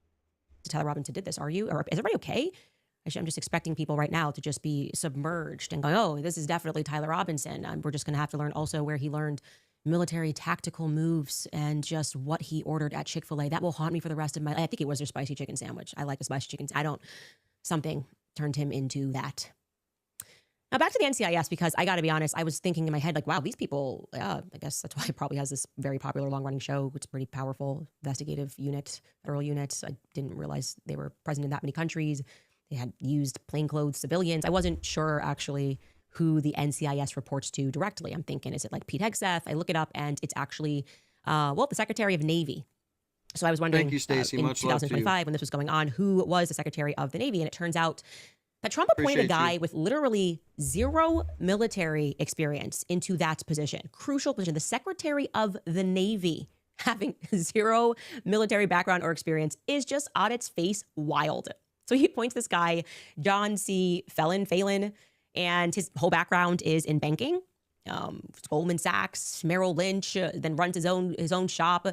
And I'm just confused, like, why would Trump do this? What qualifies him? Well, it's Trump. He likes money, right? So John, he's extraordinarily wealthy on top of everything, but also, crucially, he helped Trump raise a ton of money ahead of his second term by hosting this private fundraiser for Trump in Aspen, which featured billionaire guests like Steve Wynn in attendance, and they all sort of cut Trump these big checks. So this is sort of how DC works, right? You get me into office. When I get into office, I'm going to do you a solid and appoint you into a position which people at the time said he's not qualified for.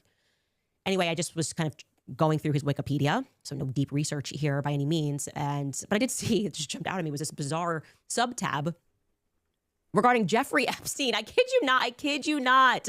I can't. I gotta shave my head. Like I'm feeling like Britney in 2007. It can't always just be like this random Epstein thing. Anyways, let's pull it up together because I can't make this stuff up, right? And here's what it tells us. Hopefully I can read this. My vision always gets super bad when I'm pregnant. It gets worse as I get pregnant. But like you can see that tab, relationship with Jeffrey Epstein, just a tab I never want on Wikipedia. You guys say a lot of mean stuff about me, but thank you. Like, you can miss me with this tab. Hope your coffee's good. So it says passenger manifests that were released as part of the Epstein files indicate that Phelan flew twice on the plane of Jeffrey Epstein several months before Epstein's first arrest on sex charges. The first flight took place on February 27th, 2006, from New York's JFK International Airport to London's Luton Airport. The manifest for the second flight. Yeah, my town has never had a tornado, right? But there's been some that formed like next to our town or some shit like that. We're lucky because we have a big ass lake, so it breaks up the storm a lot. But yeah, man, I'd shit my pants if there was a tornado outside. There's this one video that came out of North Dakota. It went viral actually on Twitter and stuff. There was a tornado, Ring doorbell camera, caught a tornado behind the house. It was huge, bro. It was like a thick ass tornado behind the house. It was lightning, so like when the lightning went, you could see the whole thing, and it was pretty cool, but it was scary as shit. I was like, oh hell nah, bro. From London to New York on March 3rd, 2006 indicates that Phelan flew with 12 other passengers, including Epstein, modeling agent and Epstein associate Jean-Luc Brunel. Ah, France, you haunt me. And 6 people whose names are redacted on the version of the manifest that was released in October 2025 by the United States House Committee, the one that Trump fought not to have released. Jean-Luc Brunel, if that's jogging memory, he's the second one who probably didn't kill himself, but did end up hung in a prison. His French disgusting partner who Jeffrey Epstein invested in his modeling business, and Jean-Luc Brunel sent Jeffrey Epstein, I think, is it 8-year-old triplets for his birthday? Maybe they were 10 years old triplets for his birthday. I mean, really Hey, double tap your screen, bro. Double tap the screen. Okay? Like the stream, all right? Get those likes up. Say what's up in the chat. Show some love. Just fucking like the stream, all right? disgusting stuff. And I had told you this Jean-Luc Brunel character also happened to start, be one of the founders of that firm that was run by Faith Gates. That's the people who worked for Faith. Where in North Dakota? I haven't seen this. I will show you right now, bro. Give me 1 second. I'll find it in 2 seconds. Dog, don't you ever question me. No, I'm kidding.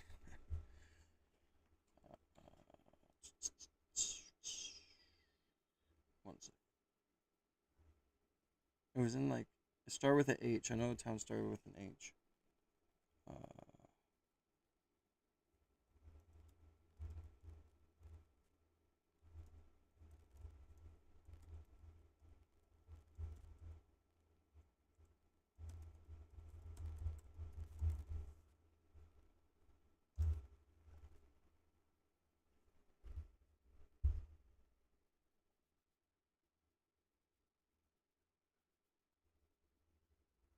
Can I scroll? What the fuck's going on here? Am I allowed to scroll or what?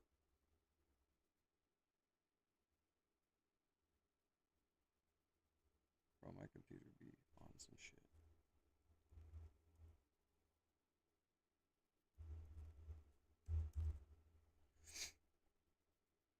Shouldn't have said I could find it quick because now I'm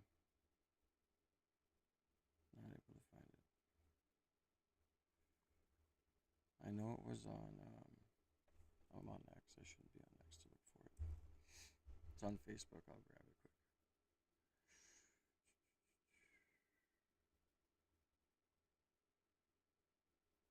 Come on, fuck. Why is my shit being slow as shit? Bro. Thank you for the 10 jewels, Stacy. Why is my shit being slow? Like, are we good or what? I gotta take some shit off up here. Welcome in, Eliza. Welcome back. Alright.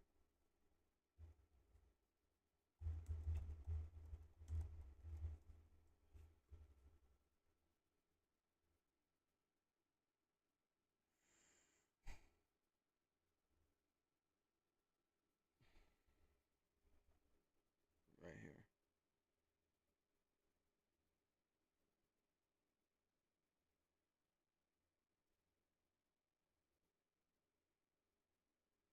Right here.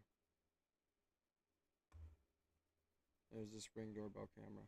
Is there the video or what? Let's catch the video quick.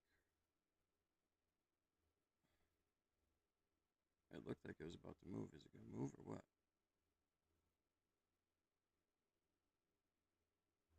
Nope.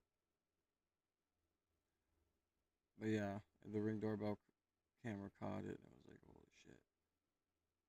This one right here. This is another angle of it.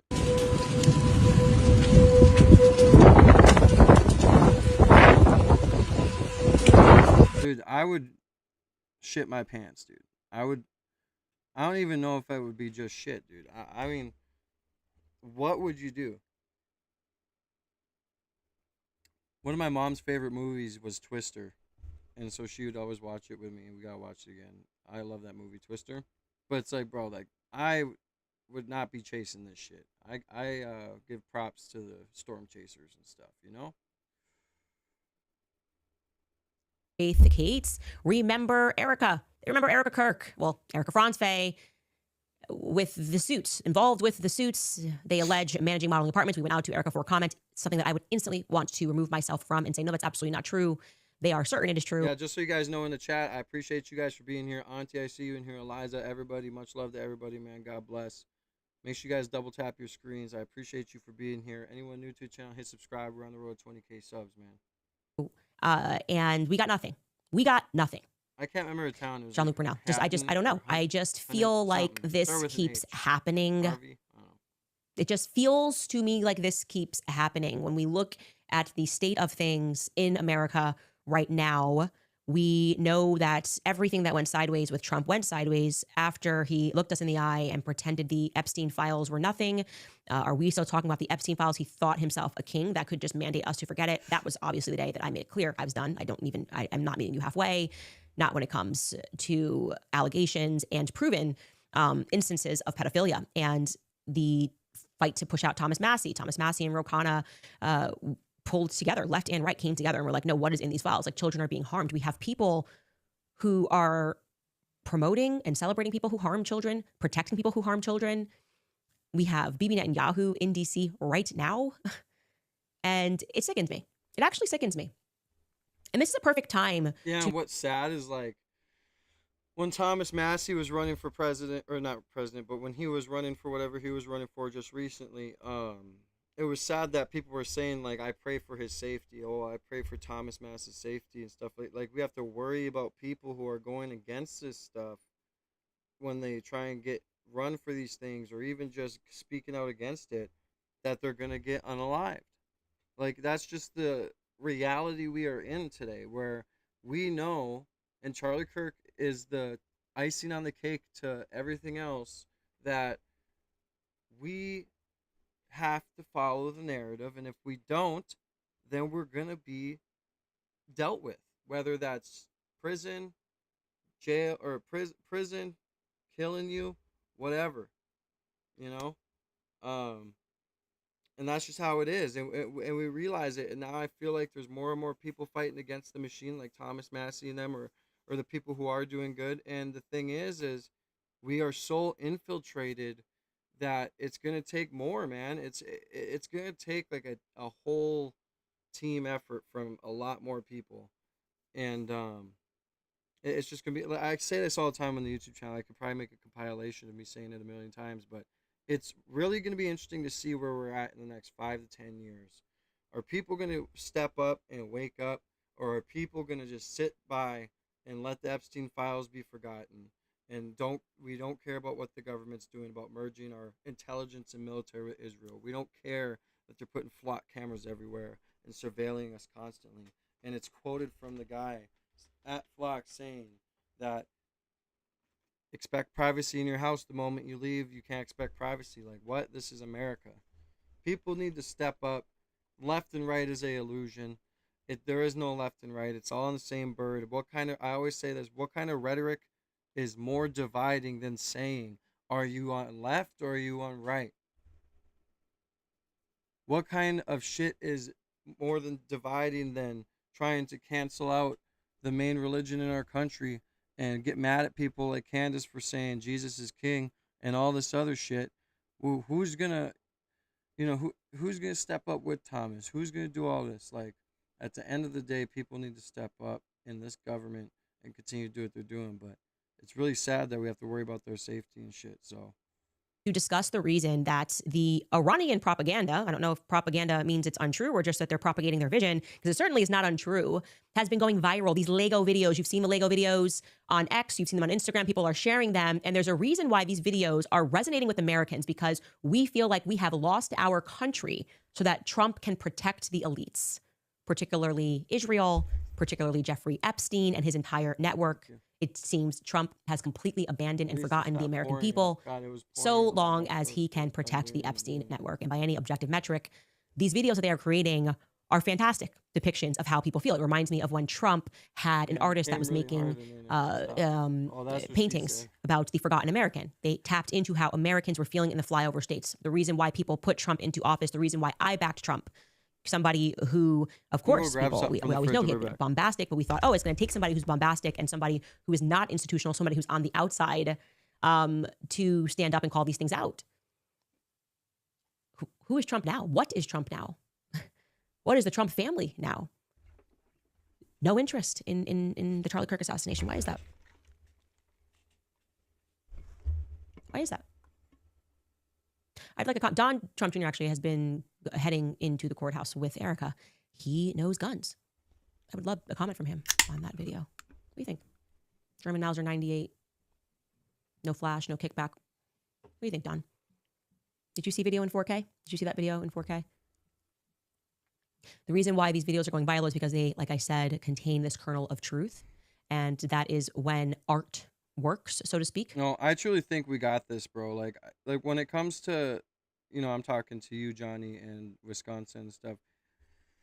They don't have this. Like, I just, you know, the way God works and the way this happens is we wake up, we pray. Like, there's such a big revival in Christianity right now, and you know, more people being interested in finding, you know, idealists that speak that things that, you know, can not persuade them, but, you know, help them pursue being a Christian, and finding podcast. You know, people are searching for things more to find reason. I mean, hip hop's at an all-time low. All this propaganda shit is over. We realize it now. And so now that it started with going to alternative media. Now you find people like Candace or other people that help you. And I just think that the way God works is, you know, they think they're winning, and they might be up on the scoreboard, but at the end of the day, bro, the way God works is prayer and effort. It's just, he's gonna make it happen. You know, there's such a big revival, like it's just gonna come back. And I don't think that, you know, it's gonna be like this forever. I mean, maybe, but I just think with the way God works, he don't you know, he don't answer a prayer right away. He plays chess, not checkers. And some of the moves he's making, we might have to wait sometimes. And some of the moves he's making, sometimes it's too fast and we can't handle it, but we deal with it.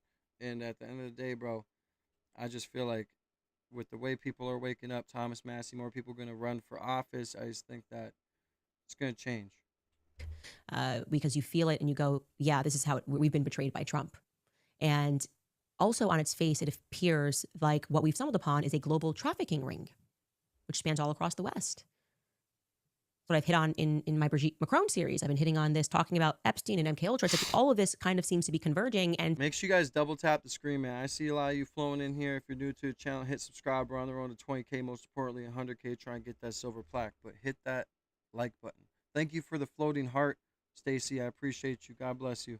the people are waking up, and this slop that they're trying to feed us, go to war, Iran bad, Israel good, isn't working. You know, and what's crazy is that, like, I don't promote violence on this channel. I do not want violence to happen, and I'm not trying to say this to incite violence. But what I am saying is that, you know, we always say, well, we can't, you know, what if a revolution starts, blah, blah, blah. And like, they always, like, the way they killed Charlie.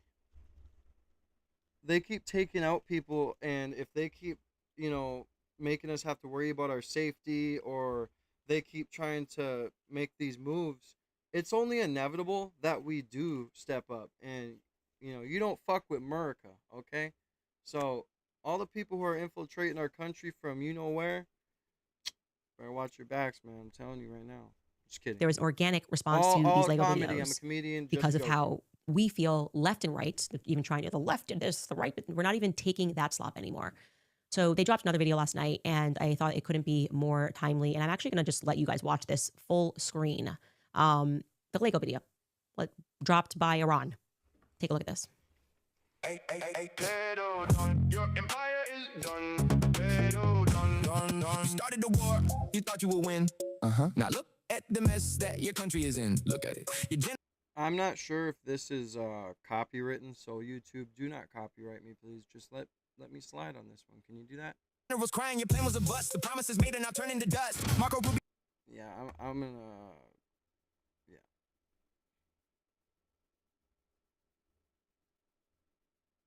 Don't lie, lock down. You're begging for mercy, you're begging for peace, while telling your media Iran wants to cease. You sure?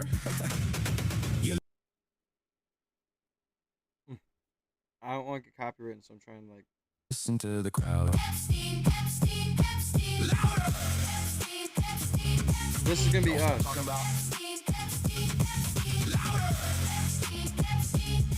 You lied about Iran, the Navy is gone. You promised regime change from darkness to dawn. You're dreaming, your beautiful B-2s were flying so high, still shaking inside. You're about to cry.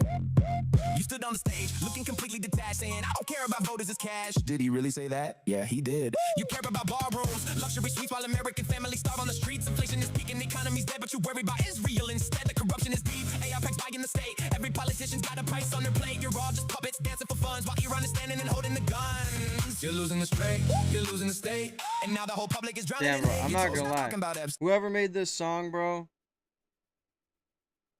you killed it, bro. Now listen to the crowd.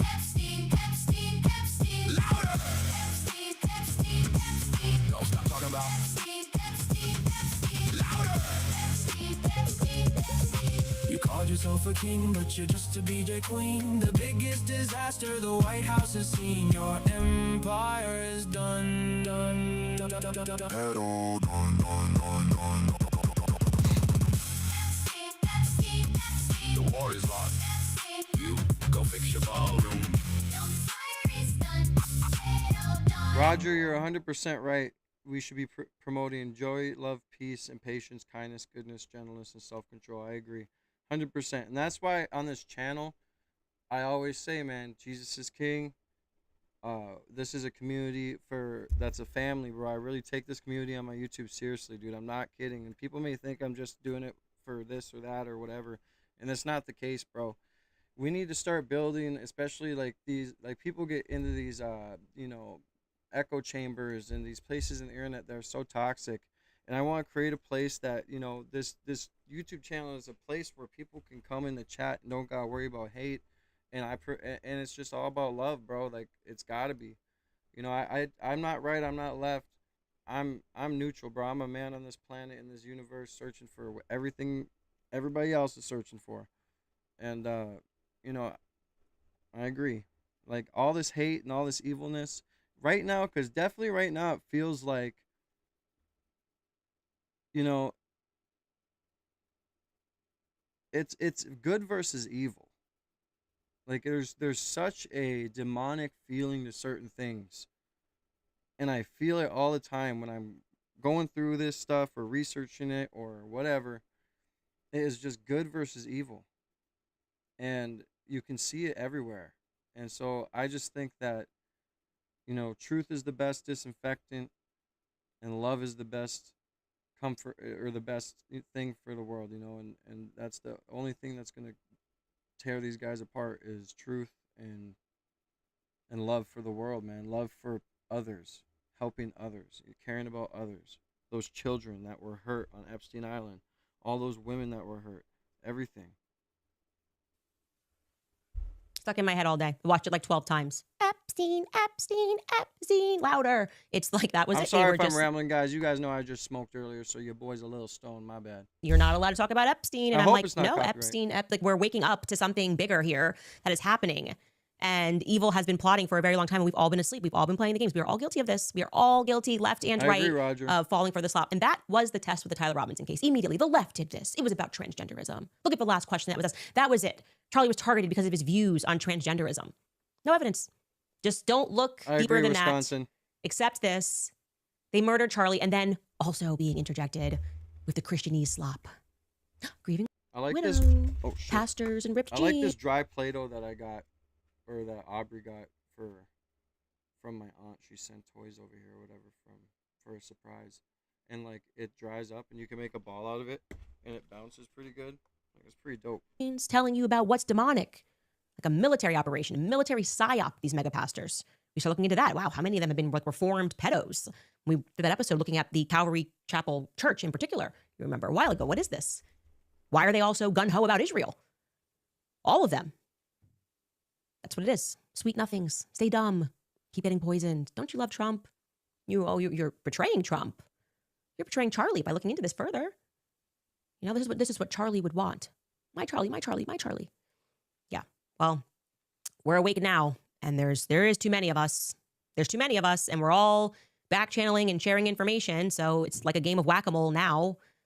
And I do believe Charlie found out something when he looked into his organization and wanted to know where the money was coming from and where it was going to.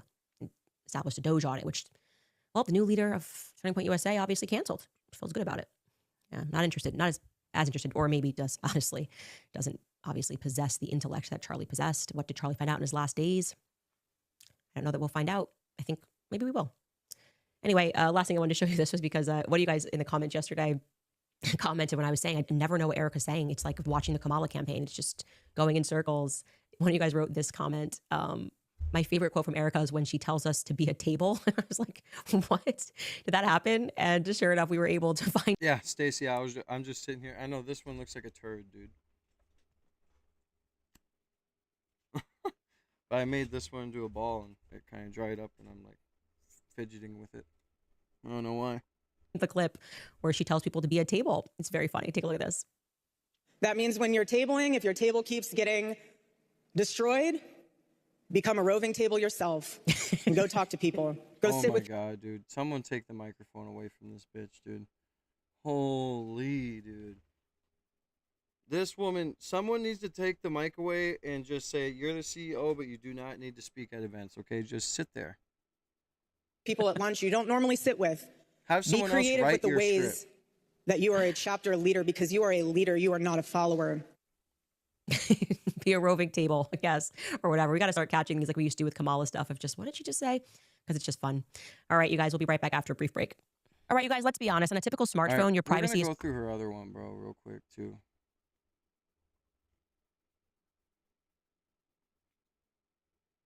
Because I didn't watch them.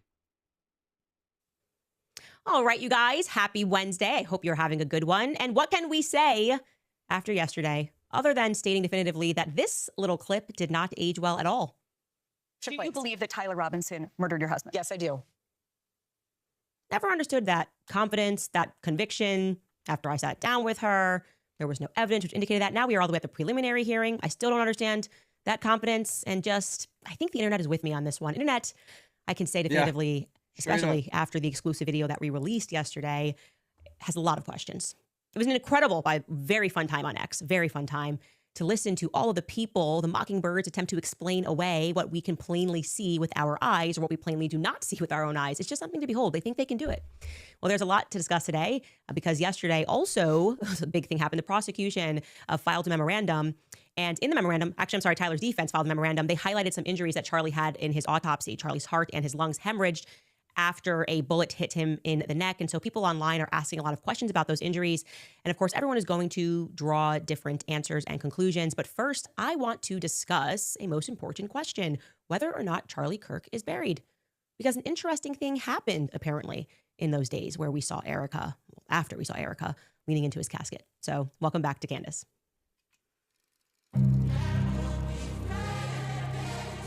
Shit.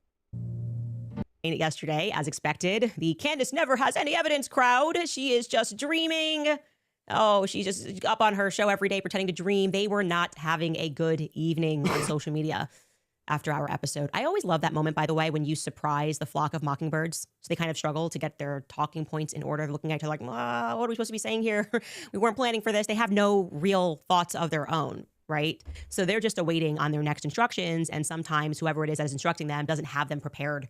And in that time frame, in that precious little time frame, that's when they just start to fill the air with general upset and stupidity. They try to attack reality. It's really, like I said, something to behold. They're like literal lost sheep, but they're usually pretty angry, which is why some of them just straight up wanted me arrested. I'm not kidding. This person tweeted, if Candace is not charged for obstruction of jury tampering after releasing footage of allegedly Tyler Robinson killing Charlie to her audience today, a Judge Graff demanded not be shown. She is part of the two-tiered justice system. I'm not going to post it, but the defense argued it not be shown to the public so that Tyler Robinson gets a fair trial.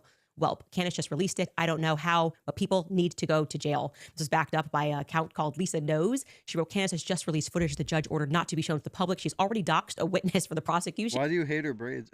And when is she going to be charged with obstruction? This is completely out of hand. She's doing everything she can to destroy this trial. She is absolutely evil. I love the idea that I'm obstructing justice, but they are bringing literal influencers to court and lying. Influencers are going out and lying about what they see inside the courtroom. And of course, that was pretty swiftly community noted, charging me with obstruction of justice. The community note reads, Candace released independently obtained Lozy rooftop footage. Court limits on broadcasting exhibits applied to courtroom media, not third-party commentators. Legal standard for obstruction of justice requires corrupt intent to impede proceedings. I am not trying to impede proceedings. I'm trying to help them along. This is just what happened. I'm not hiding anything. I'm saying share more. Daylight is the best disinfectant. Now, you might be wondering, what did Turning Point USA say, right? That was a pretty big drop yesterday. What about the ever-wise and strategic spokesperson of Turning Point USA, Andrew Colvett? In case you're thinking, well, Andrew Colvett probably did the thing that we would expect him to do, express concern, at least some interest regarding this new footage. People are obviously looking, and their eyes are going, this person looks trained. This person does look tactical. I agree. It kind of looks like, yeah, never mind. Well, the speed at which he gets down and you're alleging he fired a shot, It that guys can't be double some tap rookie. screen. Surely Andrew Colvett is going to share something and demand a more thorough investigation. Say, thank you, Candace.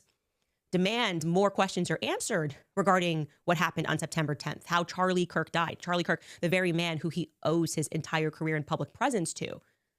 But you'd be wrong if you thought that, because here is what Andrew Colvett responded with, a few tweets back to back. It is a person calling my eyes teleprompter eyes, I guess, and Andrew has a list here of words, a list of words that I have mispronounced. Oh, okay, that's what he's doing at 8:49 p.m. after our episode concludes. He's got a list of words that I've mispronounced across 367 plus hours of live podcasting. Here's my list I'm keeping to mock you. Okay, Andrew, I don't know. Pardon my ignorance. But I would say that after attempting to hijack Charlie's legacy, what did I say, posthumously instead of posthumously? People are beginning to understand that Charlie was surrounded by vipers. I would argue that bringing influencers into a courtroom and then instructing those influencers to put on these bizarre, over-the-top dramatic performances, pretending that they encountered a blitzkrieg, is that what I said, of evidence, which has now been roundly debunked, is something worth mocking. And you now find yourself in a bit of a debacle, a kerfluffle made after a kerfluffle. Does that bother you? Oh, we better get to your list.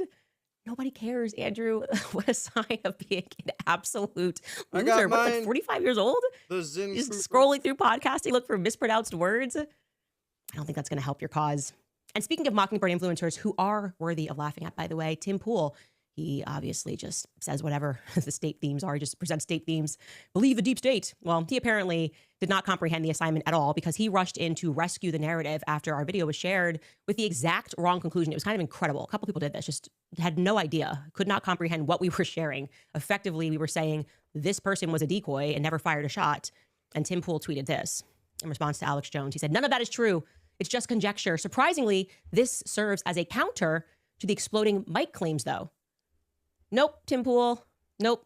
That's not what happened here. Actually, this now makes people look even deeper into the exploding mic claims. Because what we did was we ruled out that the person on the roof took a shot. That's the United States, Mexico, and Canada trade deal. Mr. Zen Krufer, he made. what Alex Jones was saying. Like, this is crazy. A bunch of people were messaging us, making it very clear this is not possible. You would have seen the gravel kick up if he had shot a 30-06, if he had shot that gun. Here's what would have happened. So we're saying this was another decoy, a person that was told to be on that rooftop, to get on there and to get off. And most people don't even see a gun. I would like to stress that. We have seen no evidence that there was even a gun on the rooftop. Even our source, the person who recorded, in that recording, he doesn't say or show a gun. So we have no evidence. We are trusting that that person had a gun despite never seeing one. I do want to say, of course, we have to mention Paramount Not So Tactical because he is never to be excluded from idiocy. He chimed in, this is how he was going to rescue the narrative, with a photo of a baby learning to crawl. See? He's like, that military tactic, this proves it's so easy to do, even a baby could do it. It's like a new take on the Geico commercials. So easy, a baby can do it. He actually shared this. He shared a baby, and that's proof that the person was not trained or tactical, that that's just your normal human instinct or whatever.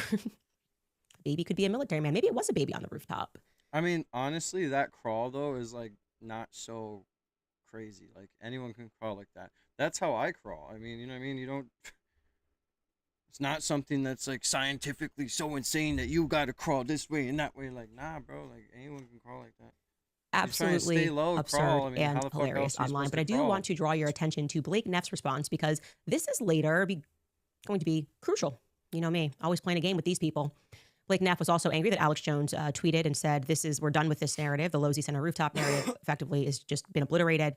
And Blake Neff responded to him and said, there are a lot of errors and distortions in this post, Alex. First of all, saying that this footage is, quote, is what, quote, the court will not let the public see, leaves out that it is the defense that demanded that it be kept from the public on the grounds it would prejudice Tyler. Prosecutors repeatedly fought to conceal nothing during the preliminary hearing. He's misrepresenting that. The rifle is not pulled from his pants in this video because there is another rooftop video from another angle that captures that moment. That's where I want to pause. And then he says, and once the rifle is pulled out, he obviously is not going to limp. He would obviously not limp, okay? This is new. This is new. I've never heard this. I've never heard anybody make the claim that there's another angle of a video where we can see him pull the rifle out of his pants. Blake Neff is making that claim, and I just want to put a pin on that, okay? He says Candace has not released that one. The individual does not look like Tyler Robinson because they literally don't look like anyone at that distance. Oh, wow. Where were you when all these influencers were saying it was Tyler Robinson in 4K? Now all of a sudden you're taking our position and we don't know who that is. That could be literally anybody. He continues, it's the other footage taken from the campus that supports him being there. We have close-up footage of the person who looks enough like Tyler that his own parents identified him as such. There's zero proof his parents did that. We never saw that. That's Blake just narrating. For instance, the footage that also captured a match of Tyler's car arriving on campus, those plates were blurry, the car was blurry. Again, that is Blake making assumptions. Blake's allowed to make assumptions, but we can't.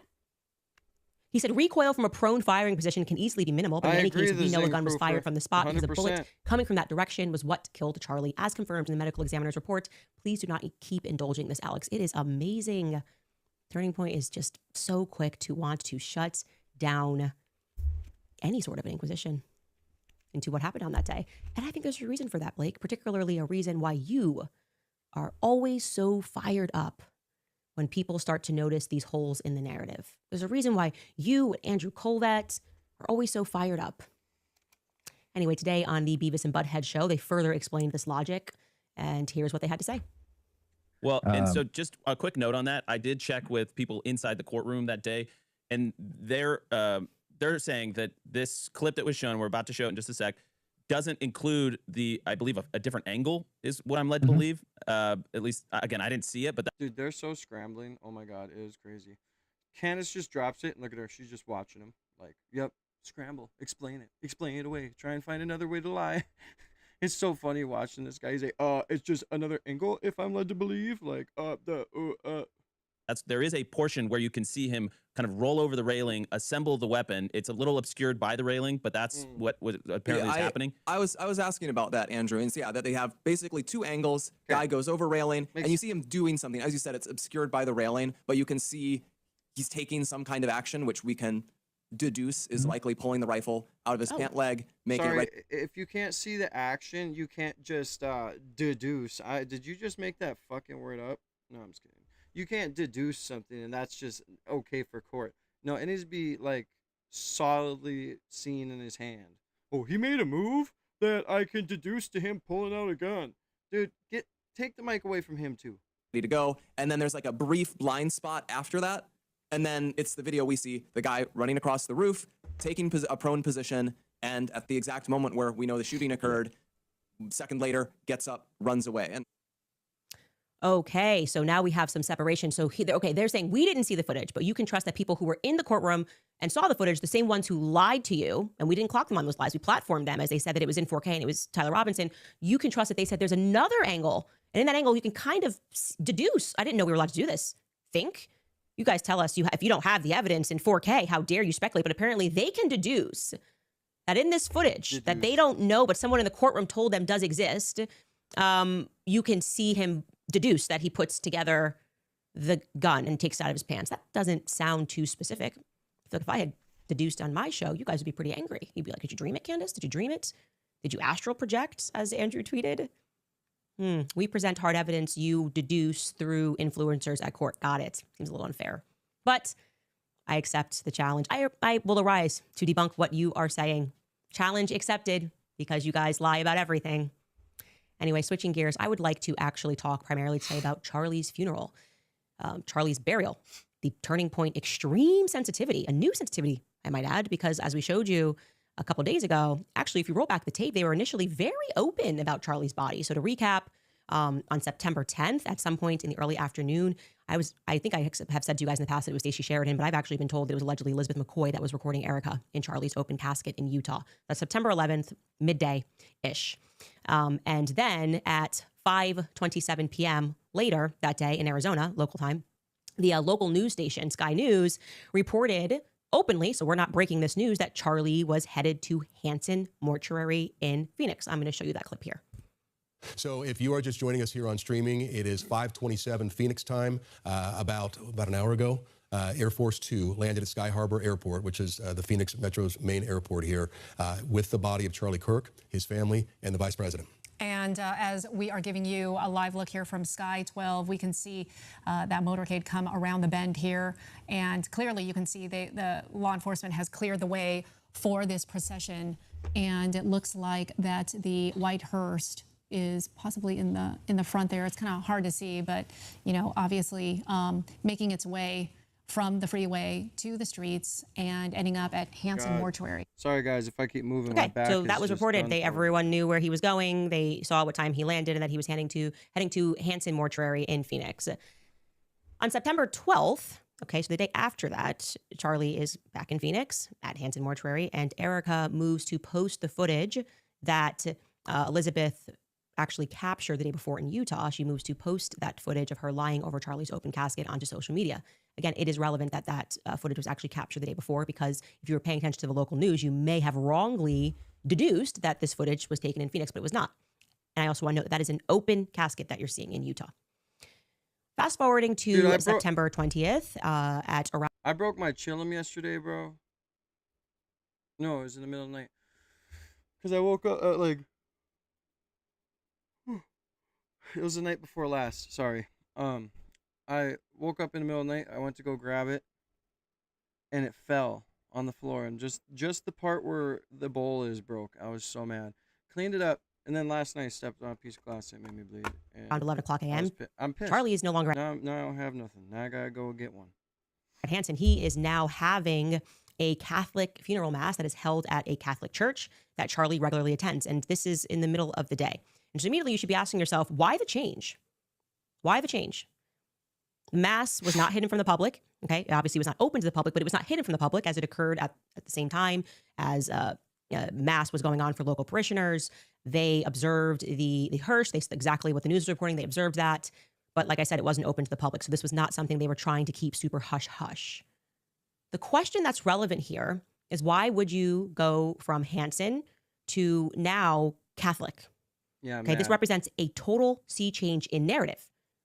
Lest we forget, there was an entire Mockingbird campaign which was launched to attack me after I publicly asserted that there were rumblings that Charlie was close to converting, that we were hoping that he would. Catholics were hoping that he would.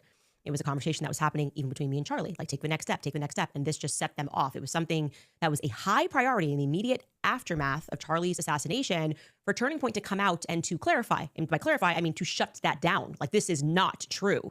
Okay. It was a high priority, so much so that their spokesperson, Andrew Colvett, joined Alex Clark's show and took down that insinuation.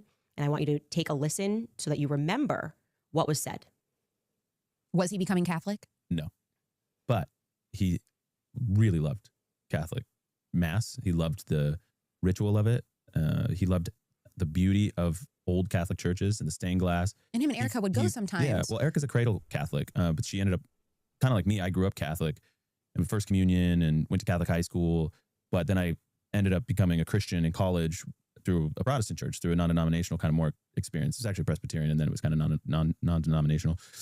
And I think Erica kind of follows that same path. She and I share that. Also, by the way, I just want to draw attention to, she's posted a photo of her and Charlie and the kids in Mass before, and somebody in the comment section said, oh, are you guys converting? And she said, no, we just like attending sometimes. So she herself had said no.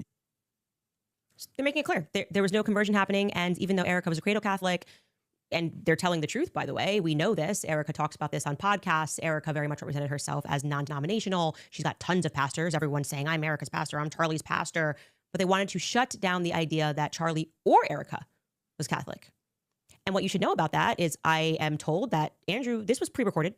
And throughout this conversation, you can see little cuts because Andrew was texting with Erica throughout this recording to ensure that he was okay with what he was saying and what he was sharing. So this public messaging had her stamp of approval. And again, to be clear, it was a pre-record, which took place before Charlie's Catholic funeral mass. A day later, after saying this, you moved to have a Catholic funeral mass. Does that make any sense? Just run that back. Does that make sense in your head? Either Erica or Charlie are Catholic. They just liked to go in smells and bells, but they were committed non-denominational and then evangelical for Charlie. So pardon my common sense here. I know that's not allowed. But if you had planned to bury Charlie, who was not a Catholic, according to you, in a Catholic cemetery, why would you not just have him immediately transported to a Catholic funeral home rather than having him moved from Hanson? Moving him suggests that something Sorry, guys. Went wrong, okay? I've been around. You don't just opt to move dead bodies between funeral homes. You don't go, oh, well, we put it in this funeral home, now we're moving to another funeral home, especially if you're choosing to bury someone for religious reasons. Are we allowed to have common sense and say that that's like, yeah, no, that doesn't, something occurred. So here's what happened. We received a tip. And this tip has checked out in a major way. And I'm going to be clear here on what is being alleged and what is not alleged. Because some parts I am not alleging. I'm telling you this is what took place. So regarding Hansen. It was said a long time ago that Charlie's parents had him in a Catholic burial or whatever. Like that was we covered that a long time ago. That the burial was secret and they just did a Catholic one because his parents are Catholic, I think. The person alleged, with proof that I deem to be credible, that the reason that Charlie was brought to Hansen and was ultimately moved was because the company refused to take part in a quote-unquote mock burial. Okay? A mock burial. So that you understand why I find this information credible, it's because I read through text messages that were sent to this effect from the people that would have knowledge of this. So I'm going to explain what that is and, or rather, what is meant by. So what? They did a mock burial and he wasn't buried? I'm thinking if that's the case, then they cremated him so no one can, like, go and, like, do anything or no one can ever look at the body again, you know? By that term, mock burial in this particular scenario, so there's no confusion. It's considered mock because the deceased is not ultimately going to be buried. Okay, so you can request to have a mock burial. Because that's what we had when my son died. When my R.I.P. Eli, man. God bless Eli, bro. I miss him so much. We had a mock burial. Just, that for the funeral or whatever, we had like a mock thing. And after he was cremated. Either before or after a person is cremated. Almost as a celebration. We'd like to have this person in a casket, have a celebration, have a funeral, but this casket is not going to be put into the ground. Actually, we're going to cremate him. So I am told that Hansen declined to participate in a mock burial, so Turning Point USA then had to shop around. And ultimately, they landed upon the Catholic Church because of Erica's very strong ties to the priest. You'll recall just the church in general. If you watched our Bride of Charlie series, we went about Erica's from that area, her background, her high school that she went to. But regarding the priest, to jog your memory, Erica is apparently so close to this priest, despite the fact that she's not Catholic or a participating Catholic, whatever it is Andrew was saying there. But that priest who winds up performing that Catholic funeral mass, she's so close to him that rather than bringing her family members to Utah after she finds out that her husband is shot, after she finds out that her husband is assassinated, rather than flying her family members out there, she coordinated to bring the priest. We then saw him around her, traveling with her at future events. There was that Turning Point event in October, which featured the vice president at Ole Miss on October 29th. The priest was with her. He traveled with her there as well. All of that, in retrospect, is rather extraordinary because Turning Point still maintains to this day that Charlie was not flirting with Catholicism. This is something that Blake Neff said the other day. A bishop said otherwise, so I talked to Charlie. But Blake Neff said, nope, never. Die hard evangelical. So why a Catholic funeral mass if not for the reason that you have a personal relationship with the priest who will grant you a special request that has been refused by others? Not illegal, by the way. I'm not implying that anything that was done was illegal. I'm saying that if this holds true, it means that you have, I will do that for you. I will do what the others are saying that they will not do. It implies that the intention was actually to not have Charlie buried Catholic because he's not Catholic. He did not die Catholic. Now, the next part I'm going to tell you is not speculation, it's a fact. On the day of that Catholic funeral mass, Charlie's casket was closed. It's a fact. Afterward, it was in fact taken to a Catholic cemetery, and close friends and family and high net worth donors gathered around that casket one last time. So you're thinking, oh, this must be when he gets lowered into the ground. No, that did not happen. I can tell you that did not happen. And I am not saying allegedly here. Instead, they were then asked to leave. They did not see Charlie taken to a burial plot. They did not see Charlie lowered into a ground. There was no grave that was dug out. Rather, they were told, you leave and we'll handle the rest. Oh, he's going to be put somewhere unmarked. Yo, I'm sorry. I had to step out and grab this fucking bug spray real quick and just come spray through all the shit because these flies were pissing me off and I had to just go crash out for a minute and slide on them. So hopefully I don't have a fly crawling on my webcam for a while or he's going to get smoked with this spray, all right? Much love to you guys. My bad, all right? Make sure you guys double tap the screen, show some love and support, homie. Don't want you guys to be privy to where that's going to be because we are fearful that they could desecrate, that someone could come, like the left could come and desecrate wherever he's buried. His close family and friends were told this. So the people that were in attendance were then shuttled to a luncheon elsewhere. Again, I am presenting that as a fact. No one who attended Charlie's actual funeral on that day can make a counterclaim that they saw him buried. That would be untrue. They would be lying. They were asked to leave.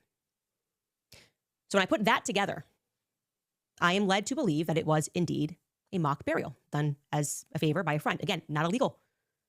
I am led to believe that he was either before or after cremated.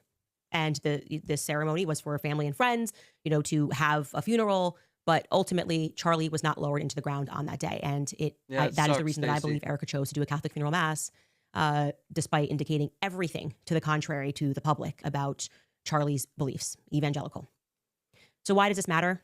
Well, it matters because it would be highly unusual, if that is factual, that he was cremated, and it was a mock burial. It would be highly unusual for someone to seek their spouse's cremation before an investigation into their assassination is concluded. Plain and simple, it would be... That's what I said, Stoic. That's what I said earlier before you came in. Run counter to trying to find answers. And their sensitivity doesn't make sense otherwise.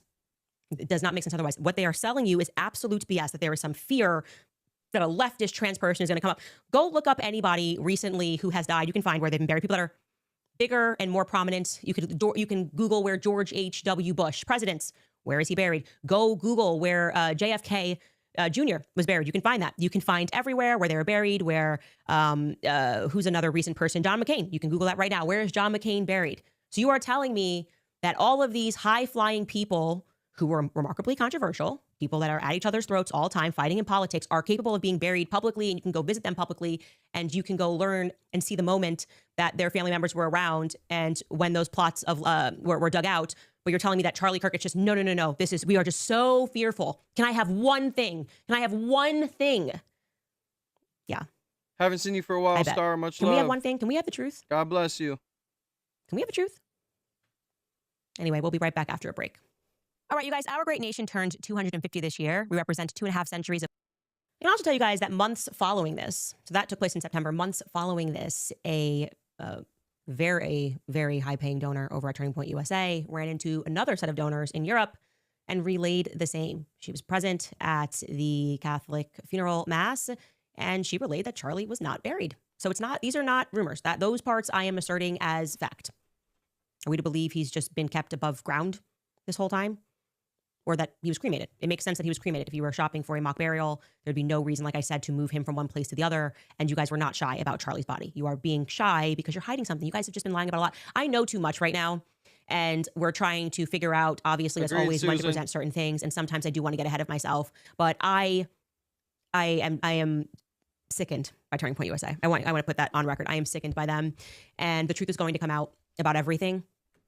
So, yeah. I know vengeance does not belong to me, but truth belongs to everybody, and everybody can see what this is and feel what this is, and nobody is being convinced by Andrew Colbert, late night tweeting mispronounced words, or Blake Neff trying to explain to us that the evidence that we see with our own eyes should not be trusted, but we should believe people inside of the courtroom whose own eyes told them something that has never been shared publicly. It doesn't make sense that they would say these things. Or the screwdriver, what are you talking about? Where is that in the evidence? It doesn't exist. Officer Bagley, it went off. I don't know what happened to my body cam footage right when I found the screwdriver that Blake's obviously referring to. If there's some more footage around the corner or something. It is unbearable waiting. I have to say that. It is something that I have to do, and I am continually practicing this exercise of patience, and I've done a good job. But man, the stuff that I know right now, it burns me. It is positively burning me. It's why, we have been running late, because we're debating of when to drop things, but they're making the mistakes right now, and we have to allow them to continue to make these mistakes. Anyway, yesterday, as I mentioned to you, I think at the top I said prosecution, then defense. It was, in fact, my producer corrected the prosecution that filed a memorandum. And in that memorandum, they highlighted some injuries that Charlie had in his autopsy that the internet is now going, what? And I can just read to you this portion. And they're saying that the bullet, or at least parts of it, sequentially perforated the anterior left side of Mr. Kirk's neck, strap muscles of the left side of the neck, and the left common carotid and left internal and external jugular veins. So corroded artery. We already knew all of this, but we remember that Andrew Colbert particularly told us this next part. It obliterated the left side of C2-7 vertebrae and transected the cervical spinal cord. So he told us it went in this way, just to make this make sense, hit the back, and then went down his vertebrae, right? I think it's, Rob, I think it's because they obviously wanted to send a message, right? Like, it was pretty obvious that they wanted to send a message to us, right? Like, you talk against us, you leave us, we're gonna take you out. Like that's how I took it, and allegedly, and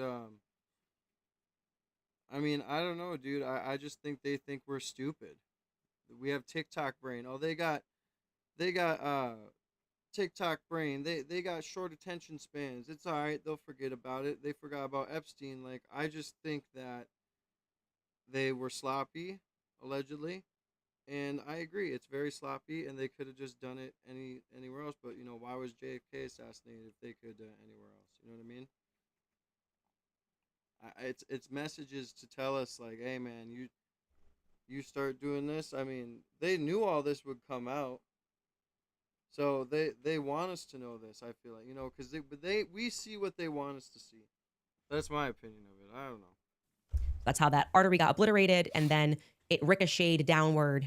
And they're saying, okay, that happened, all right. But he also had other injuries that people have questions about, particularly pertaining to hemorrhages in his lungs, which tend to come from blunt force trauma, and hemorrhages. His heart had hemorrhage, and both of his lungs had hemorrhage, and that's what you're seeing at the bottom there. The medical examiner also observed hemorrhaging around Mr. Kirk's heart, both of his lungs, left and right. And so people are taking this one of two ways, okay? Obviously, if we don't know what happened in that car, there are so many stories.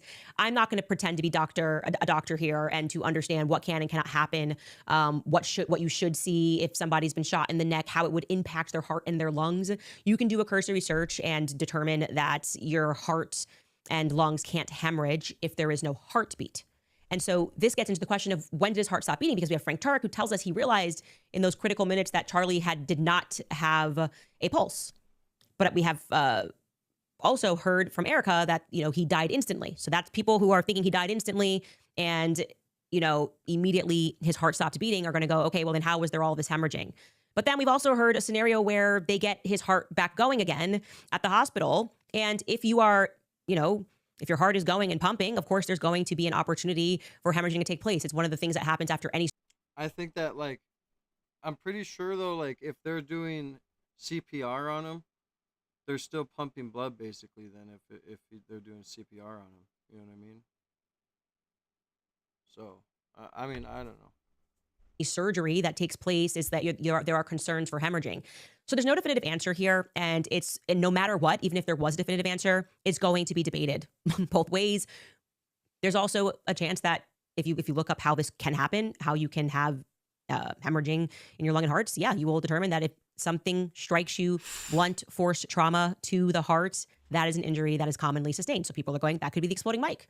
That could be the exploding mic. No, that could be what happens when he gets hit in the neck and he's fighting and spitting up blood. You're going to see everything, but it's going to get interesting. And it's one of these things that I would love to be able to sit down and have a real doctor who's not paid. We've all survived COVID, so I'm not so keen on people in white coats explaining things. We know that that industry has also been hijacked by influencers, so to speak, who told us the most absurd things after COVID. Hop on 1 foot, 6 feet social distancing. This is science. We're so naturally distrusting that we're not going to get a clear answer on that, but it would be interesting to know if he had bruising on his chest, things of that nature, I think are going to tell more of a story, because I am a person who does believe that the microphone exploded on him. Me too. Now that 100% me too on that. Sorry, I was just loving my Doge over here. I forgot what I was gonna say. Fuck it. Have fully. Oh, just like Fauci's court hearings. He's just pleading the fifth. Like what? Out any chance that the person on Losey shot Charlie in his neck and that this bullet ricocheted downward and he somehow had this Superman steel neck because he ate lettuce and liked salad. I'm looking for a more reasonable explanation. And it is, in my estimation, a way more reasonable explanation that there were decoys, multiple decoys, people that were told to capture those decoys on the roof, who was just tasked with really running so that they could say, oh, that's where it happened from. It happened from a Losey Center. I don't think it did. I think that military man was tasked with being an acrobat. That's why he looked professional. That's why he looked tactical. And there is a reason why they don't want to bring in these witnesses in the courtroom, why they haven't even been contacted by the prosecution. It is very obvious to me that Turning Point is not embarking on a mission to find any truth. Anyway, Skylar, you have the clip of the screwdriver clip from the court hearing. Is that what you have? Oh, okay. Yes. from the prosecution who's making that, asserting that same claim, that they can reasonably, I guess, deduce that the defendant used a screwdriver, and they cite the exhibits 12.1 and 12.4 as proof of that. Damn, and it's Stacey. just not. It's not proof of that. We've never seen that. We have seen no evidence of either a screwdriver or a gun on the rooftop of the Losey building. I want you to realize that, because we're at this late stage where they want us not to believe our own eyes. And that's why they're so angry, is because then when we show you something, we show you a clearer image, your eyes tell you that the narrative doesn't make any sense. And it's going to fall apart. It's already fallen apart. That's why they're so angry at me. But it's going, I can guarantee you it's going to fall apart more, and a lot more questions are going to be asked of Turning Point employees, and why they didn't include certain things when they told stories about what they did that day, and why Blake seems to have this convenient amnesia about certain events that day, and why he continues to exclude Danny Phillip from the equation. Doesn't know who he was driving with. It was Danny Phillip. Why can't you say that? There might be reasons for that. Anyway, let's not get ahead of ourselves. I did want to show you this email that I got in Happier News, because it was very funny when we were mocking Frank Turek reading this email about how I'm destroying a marriage. Well, this is actually a real email of someone who said that I saved their marriage. It made me very happy. This person wrote to us, "Hi, Candace. After watching your episode where Frank Turek read a letter about how you are ruining someone's marriage, I realized that you actually did help in the recovery of my marriage. My husband and I have had a rough few years after I discovered that he had an emotional affair at work. He eventually left that job and cut that person out of his life, but I resented him for what he did to me. Needless to say, we had little to no conversations that would not end in a fight. I was at my lowest around the time when you announced the Brigitte series coming. I watched in shock the intro episode and mentioned it to my husband. He was intrigued, and we started watching your episodes together after the kids went to bed. There were days that we couldn't stand each other, but the curiosity of the newest episode would bring us together at the end of the day to watch your show. There have been plenty of times when we would start watching your episodes, each pouty and hands crossed, but by the end of it, we were back to talking terms and discussing your newest discovery. While grieving my marriage, I shut out a lot of people, including my sister. We had a falling out, and we didn't talk for well over a year, even though we lived close by. At a family gathering, I mentioned your show, and my sister said that she's been watching it as well. It became a neutral topic, which led us to sending each other clips of your show and talking about it. My sister actually encouraged me to write to you and said that she hopes that you read my letter on your show. Also, I wanted to encourage you as you work through your vivid dreams. Before I discovered my husband's affair, I had vivid dreams where I learned the woman's name and that he was having an affair. At the time when I had the dreams, I asked my husband about them, and he denied it all. But recently, he reminded me of those dreams and told me that they were scary, spot on. God sometimes uses dreams to speak to us. For a crowd that believes in the Superman neck, it's insane that they would reject the possibility of revelation through dreams. My husband brought me your Make Him a Sandwich book as a gift. We are in therapy and doing much better than when the Brigitte series was launched. We pray for your protection over you and your family as you fight the good fight. Thank you for all of your work. It's not in vain, and has brought together not just the left and the right, but families too. I'm just really happy to hear that. And it's just because you said, like, my sister hopes that you see it. Well, look, now we're reading it on the show. And the Becoming Brigitte series was, I mean, when I was falling down that rabbit hole, I was going, what on earth is going on in France? Now we're wondering what on earth is happening in America. And I'm very happy for you and your husband, and that you're seeing it through and sticking it through. Regarding the dream point, this is like another one of these things where they mock me. I am so not ashamed of the dreams I had.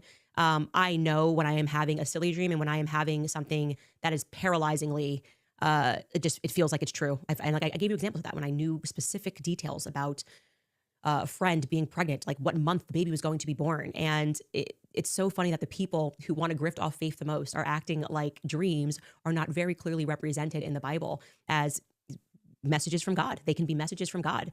And I know when I had that dream, and I didn't know, but I knew when I had that dream, the fact that I woke up and texted Andrew and I said, Charlie told me that you betrayed him. When I had that dream, and it took place in Israel, the one I told you guys about. And at that time, I thought Andrew Kovett was a good guy. And Charlie said he was betrayed, and then I couldn't hear what he was saying. And then I saw Andrew Kovett's face. I knew that was something. And now that we are 10 months into this, why would I doubt my dream? What about that did not, to me, appear to manifest? He's betraying him every single day when he tells lies about who Charlie is, who Charlie was, and what Charlie was going through. And so I just hope that people who spend all of this time going through all of our content to try to embarrass me, I hope you know that I'm just not insecure in that way. I don't have that. Like I'm very aware, and I think it's probably because I listened to too much Kanye West music when I was growing up, but I know that that's kind of the key. That's the entry point. They want you to feel insecure talking about things, and because it allows them to mock you, and then you go, oh, I'm not going to say that again. No, I actually had more dreams that I should have shared. I shared with my team, but in the immediate aftermath of Charlie's death, the dreams were so vivid, they were so overpowering that I almost felt like I was being haunted by him, and it was a part of the grieving stage. I wanted them to stop, And I remember talking to my priest because I said, I feel like he must be in purgatory because he feels so near, and I wasn't having these vivid dreams, and they just wouldn't stop. And then there came a point where they did stop, and I don't get the vivid dreams like I did after he died, and I had hoped that meant that he was no longer in purgatory, and that our prayers for him, and I know Catholic people over the world were praying for him, that meant that he moved on. And I have literally no qualms about sharing that at all. I think my dream is right. I think Charlie was betrayed, and I think the rest of the world doesn't need dreams to see that. So take that for what you will. We'll be right back after a break. All right, you guys, Nimi Skin. Well said, Candace. I'm not going to listen to you go through the comments, though. So, I mean, that is what it is, right? Let's get in some body cams or something and chill for a little bit, man. Yeah, that I'm telling you, that footage is... this court hearing is just what... all this shit's just like, yeah, wild. Girlfriend beater... On New Year's Day, 2024. Girlfriend beater caught on New Year's in 4K. Hold on, I gotta record this real quick. Because we on the grind. Yo, cat. Chill, homie. Alright? Calm down, fella. You guys need to hit subscribe, man. Hit subscribe. Oh shit, here we go. Look up here, bud. Girlfriend beater gets caught on New Year's Eve, man. Let's get into it. Man. A little after 5 in the morning, a car sits parked at a BP gas station just outside Detroit, Michigan. A woman suddenly jumps out and runs, with the man from the driver's seat chasing after her around the car. Oh, he was... As their argument escalates, he jumps back into the driver's seat while she moves toward the store, before stepping on the gas and driving the car straight at her. She barely escapes into the store, being missed by inches. The suspect exits the vehicle and runs inside after her. Now the victim is in a fight for her life, and moments away from being abducted. That's when the clerk secretly calls 911. Police fire again, left. The gas station, they got somebody, he beat up the girl in the gas station, garage at the 9 Mile. You gotta be beside the police. Okay, what's going on? Somebody, he beat up the girl. Beat up a girl? Yeah, he beat up her in the back, like, you gotta send the police back. Okay, what kind of car is he in? He got a blue Camry. A blue Camry?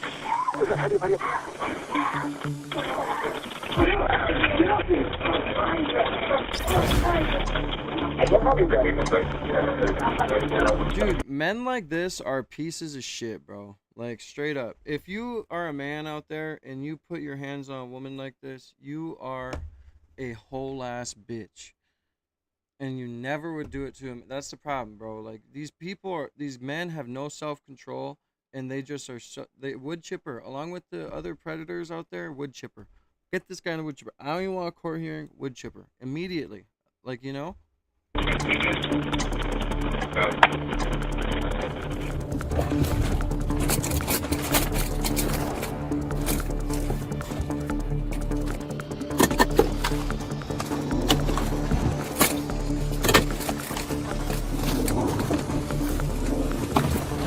That's right, she's taking off. Copy, plate.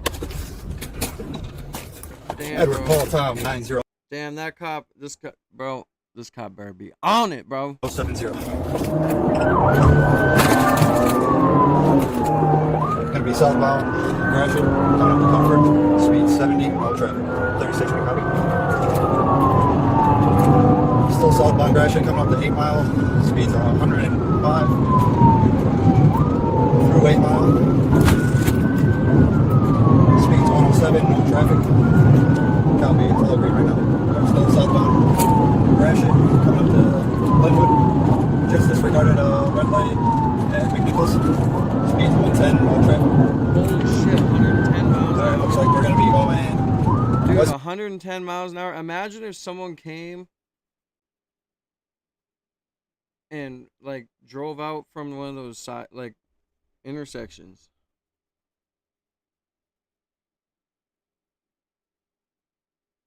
Oh my god, thank you for the unk alert. Much love. What did I say that's funny? Am I tripping? Let me know, Stacy, if you're talking to me. I don't know, bro. I finished that joint. I don't know what I said. Thank you for the unk though. I am unk age. Which I can't believe.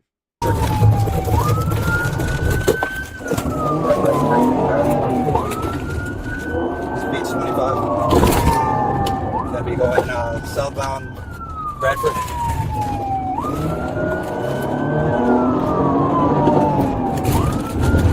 Westbound Whitehorn.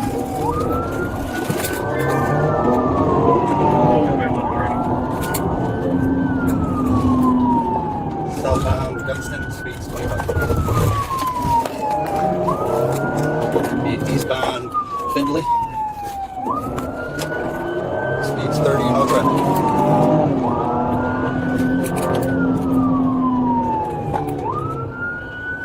Northbound Bradford. Speeds 15. No traffic. Eastbound Woodward.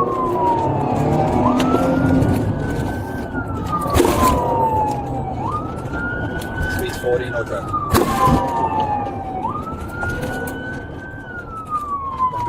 Northbound drifting. Oh, bro, I feel like I'm 26. I'm about to be 27. I'm uncaged, bro. Like, I feel like I'm uncaged, bro.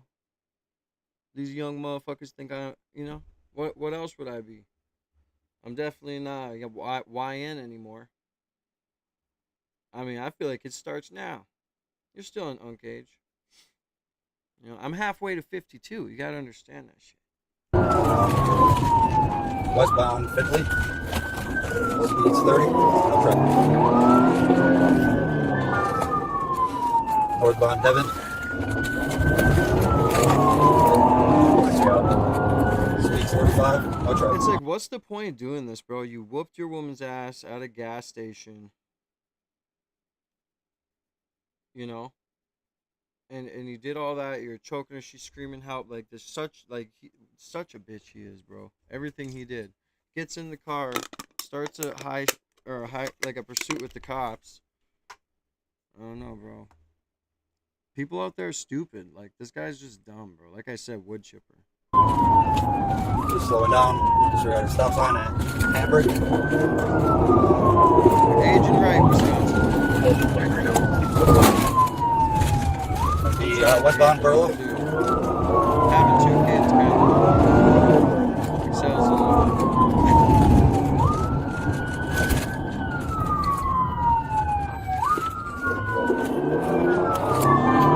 Westbound McNichols. Speed 16. No traffic.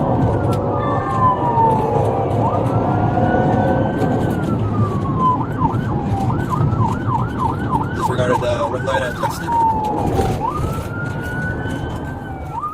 Southbound Canberry. Alright, bro, let's skip forward a little bit here.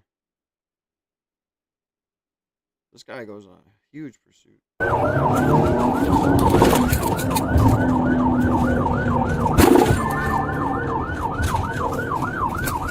Southbound Hayes.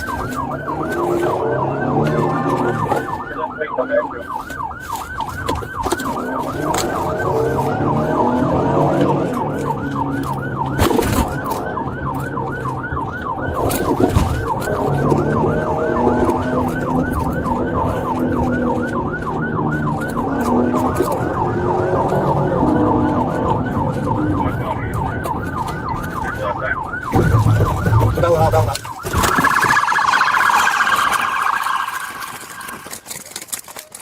Let me see your head! Let me see your head! You gonna get shot! Son of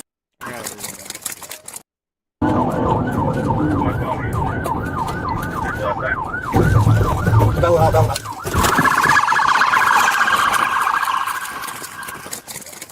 That cop's on. Let me see your head! Let me see your head! You gonna get shot! Stand the ground!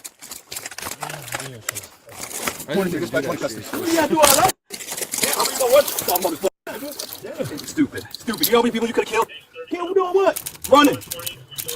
Now you stand up. I'm telling you, I got this. Don't be stupid. Don't talk. Yo, they just duped this officer for real, dude. That was a homie that hopped out. Was it the back seat that opened, bro? I can't.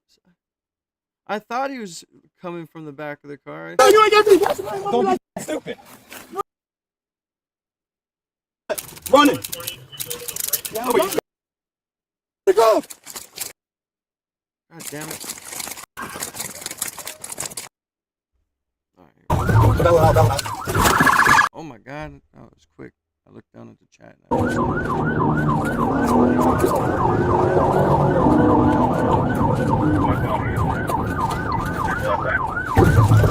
Bella. Yeah, that's the back of the car, bro. How'd that cop not notice that? Let me see your head! Let me see your head! Barry watched this shit. Oh, that hoe ass! Okay. What was the felony charge? Multiple. Multiple what? That was on me. Where's the title? Dispatch. Passenger, I think. What the hoe ass? Get in. I know how much money I got. No, pull my shit. Get in. You pull my shit out. No, you gotta take my. I can't.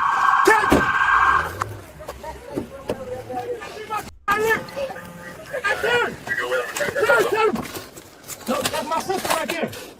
I know how much money I got. 120, 123 is going to be about 3 blocks west of your location. I see. We got two idiots. Oh, we got your boy. Yeah, whoever took the car. 23's out with Detroit. What's up, man? Yeah. This ain't me. Yeah, it is. I got assaulted at East Park. Why you got So why'd me? you take off when you got I in the didn't car? take off. I wasn't driving. Right. So why'd you take the car after we I was went back to my mama's house. What you mean? I got assaulted. Go off Right. the cameras. You called us? I didn't call you. I got assaulted. I called my mama. My phone is still at the gas station. What do you mean? You're not understanding. You not understand what I'm saying? I got assaulted and He bailed out. out on the street over, Yes, right? yes. You chose to take the car and go. take off to my mother's Okay. house. All right. She's a victim of the initial offense. What you mean? Y'all got me in handcuffs and I got assaulted. Hey, from the female victim is in the vehicle. She was the driver that took the car after. I just got stumped out. Go watch the cameras. I was going to watch the cameras. Go Go get my phone. I ain't going to get nothing. Come on. I ain't going to get nothing. So we're going to take the car. That's fine. We'll take Can y'all call my we'll- mama? Can you call my mama, please? Right, I had so no when we phone get at the back- gas station. It's closer to call her from the station because it's right down the road. So we'll take you to the station, call your mom, you grab your phone from the gas station and go back to wherever. Can y'all take me to go get my phone? Yes, we're taking you back to Okay. the station. It's across the street. That's fine. I need some shoes too. Where are your shoes at? They in the car. I got to. They probably at the gas station. I got to beat them. So I don't know. All right, turn around. I'll switch you over. You take both? No, so I'll just take her to the station, have her mom pick her up. Water. I'll put you in that car so you don't gotta stand around. All right. Yeah, more paperwork. Sorry? Don't worry about her. Just worry about yourself right now. Could have just talked to us instead. I'm about to die, man. I can't breathe, man. I'm about to pass up. Oh, you're fine. Man, I swear to God. Yeah, I'll crack the window for you. Just try and pull a George Floyd. No, man. The suspect, 33-year-old Antonio Burton, was charged with multiple felonies, including kidnapping, assault with intent to murder, felonious assault, and fleeing and eluding, as well as a misdemeanor charge for damage to property. He ultimately pled guilty to felony fleeing and eluding and was sentenced to a maximum of 4 years at Central Michigan Damn, he beat all those cases. Correctional Facility. His maximum release date is January 2030, when he will be 39 years old. Damn.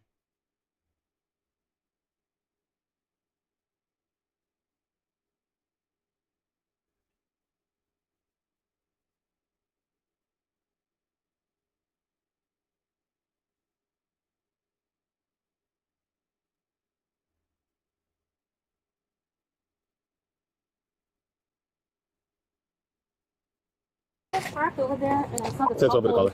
The couple pulled in, and then it was a young man, African American, with a girl, very tall, skinny. I thought they were going in. I was driving by. The next thing is I drove by again because I was gonna leave, and I saw the carriage in, and I was like, Did they pull up in this car? I'm not sure if it's this car or not, but it was right here. Okay. Yeah. So, Okay. This isn't her baby? No, I was the one who called. Did you just drive by and saw this? Yeah. I was driving. I was parked, and I was driving by, and I saw it was sitting there. Did you see I the don't have parents? any baby. Yeah, there was African American. And they both walked away? They had a car, so I'm assuming they drove away. Okay. Just left the baby home. Is the baby okay? Is Yeah, he... she's okay. She was crying, and I Okay. just picked her up, just lullaby her. So. Approximately maybe 2 to 3 week old baby was left unattended in a stroller in the parking lot. Probably gonna have to get CID involved. So I'm just trying to be clear. You were parked. Yeah. Did you see someone with the baby? Yeah, I saw it. Yeah, Two. Two of them. A mom and a dad. Mm-hmm. Were they arguing? No. They were just Okay. putting the baby in, and I went around and I came back and I was leaving, and I saw the baby. The baby was crying. I had my windows open. And then you no longer saw the parents. Okay. Yeah. It's kind of like she saw them putting the baby in the stroller, and she like kind of looped the parking lot, and Yeah, then all of a just sudden to they were see. just gone. She Yeah. doesn't remember seeing if they I got knew in a there was car something was wrong, or so what. That's why I went around. I had to Okay. know something was wrong with them. So I've heard of bringing a baby to like a fire department. There's sometimes even like a designated safe. Never mind, bro. This motherfucker talk a lot in this. Yeah, no, bro. I didn't even see him on there. My bad.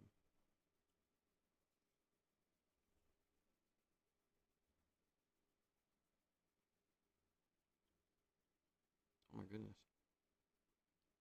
Son flees after shooting down with shotgun. That's crazy.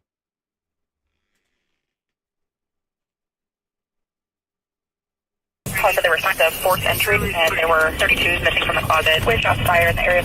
571, hold my current traffic, I'll be en route. 601 garage door just open, vehicle started in the garage. Hey, please stop! Stop! Stop! Edward Boy 20606, 20606. Stop!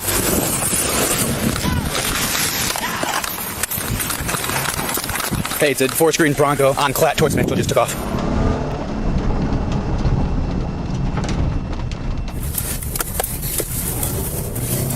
10-4, I'm right behind it.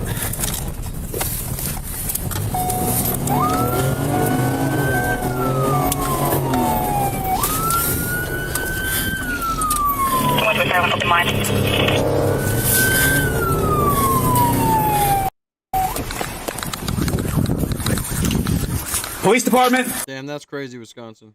Prayers out, man.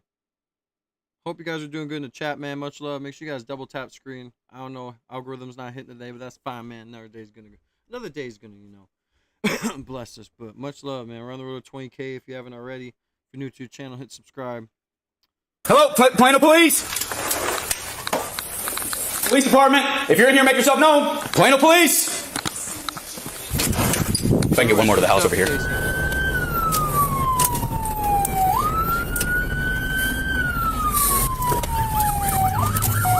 All right, now we're going eastbound on Route 34. We got a Kendall unit here with me too.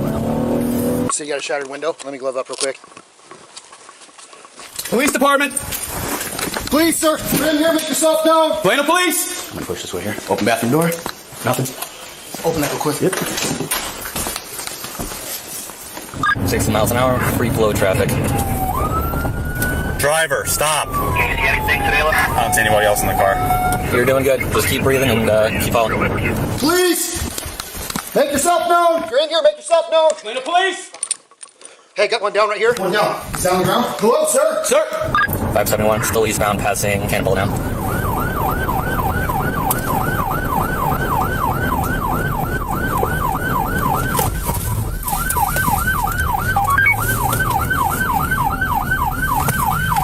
You stopping?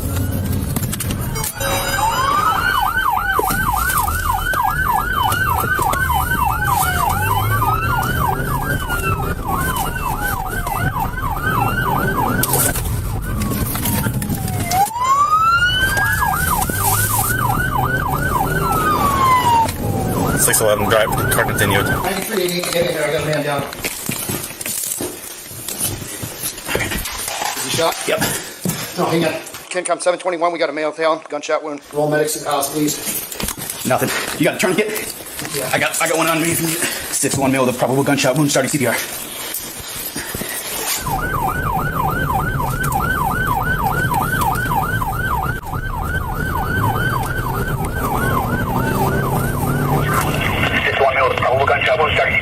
Oh, all right. That's good. I just hope that I don't ever make my kids one day mad enough to kill me, man. That's all I gotta say, man. That shit's crazy.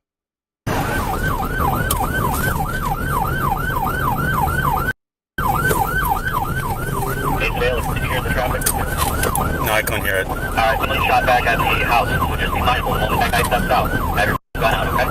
Oh, yeah, I heard that. He's got additional blood coming out. Hey, let's get his shirt off. Yep. Shirt off. You got one in the neck? Yes, right through the, hey, it's right here, dude. And I think he's shot in the face. Yeah, to the face? One here, one in the shoulder, trap right there. Is he coming out the armpit? You got no blood, Katie? We got nothing, dude. I got no pulse. Medicine. 55 miles per hour, so this would be armed dangerous. 611 just past Bristol Ridge Road. Bristol Ridge Road. That's received past Bristol Ridge. Planning in Stewart County to take over the pursuit. 611 copy. 611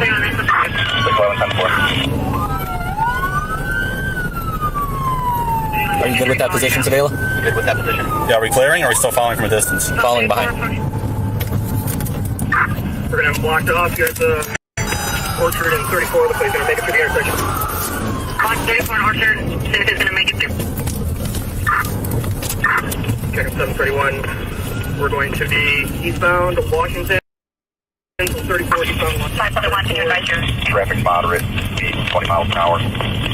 Come up to the intersection of Madison now. Pick up 731, speed at 30 miles per hour. We got no traffic in the northbound lane. Pick up 731, we are going to be eastbound. Hey, upstairs, second floor.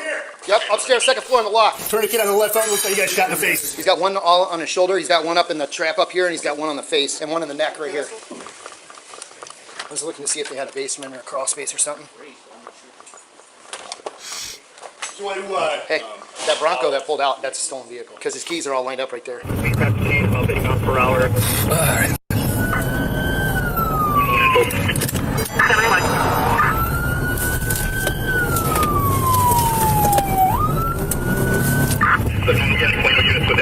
Plano is still behind county for the pursuit. East on Admin, approaching region, that's affirmative ID, county, trying to set up. Alright, so he just wrecked a vehicle. Looks like he's going to be going on the raised median bridge. I got some pretty long back and forth eastbound.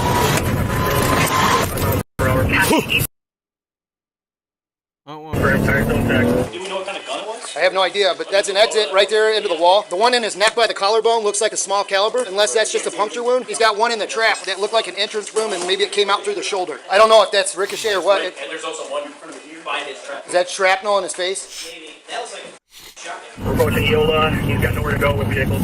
Nowhere to go with vehicles. We're entering the parking lot of the BP gas station off Eola Road. We're going to be cutting through Eola. Parking lot of BP cutting through Eola. You get clarification from Plano PD where they're at in pursuit. If they're willing to take over. 571, are you willing to take over pursuit? And that's affirmative, we can do that. So they'll step up. I'm going to call out traffic, okay? 10-4.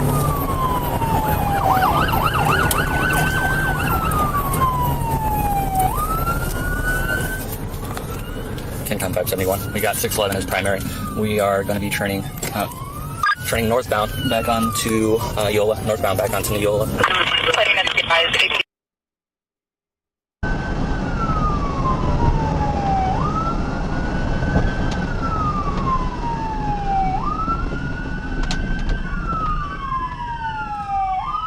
611, we came to a stop here at the intersection of Eola and, I don't know, this intersection here.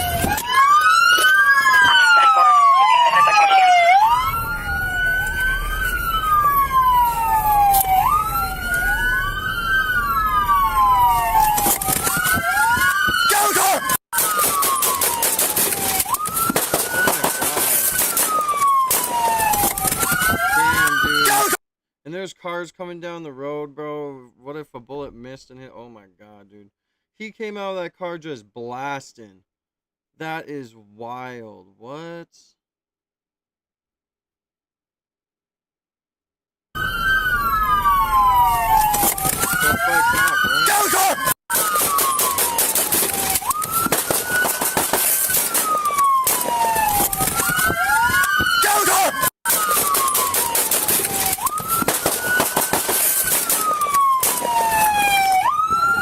Shots fired! Shots fired! Don't move! Don't move! Got a shield! He's got a shield! Shielding! Don't move! Don't move! See, I always say it, dude. I hate when these cops, like, overdo some of these situations. Like, always want to do the most. Look for shield, look for shield. Bro, you just smoked his ass. He's on the ground. You can see if he's moving for it or not. Just run up to him and get him, bro. Like, what? He's got shot like how many times? I'll get a shield!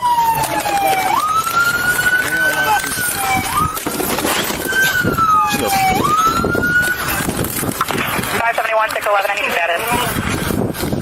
We're 10-4, hold the traffic. 10-4, holding traffic, emergency radio traffic only. Emergency traffic only. Hey, you good?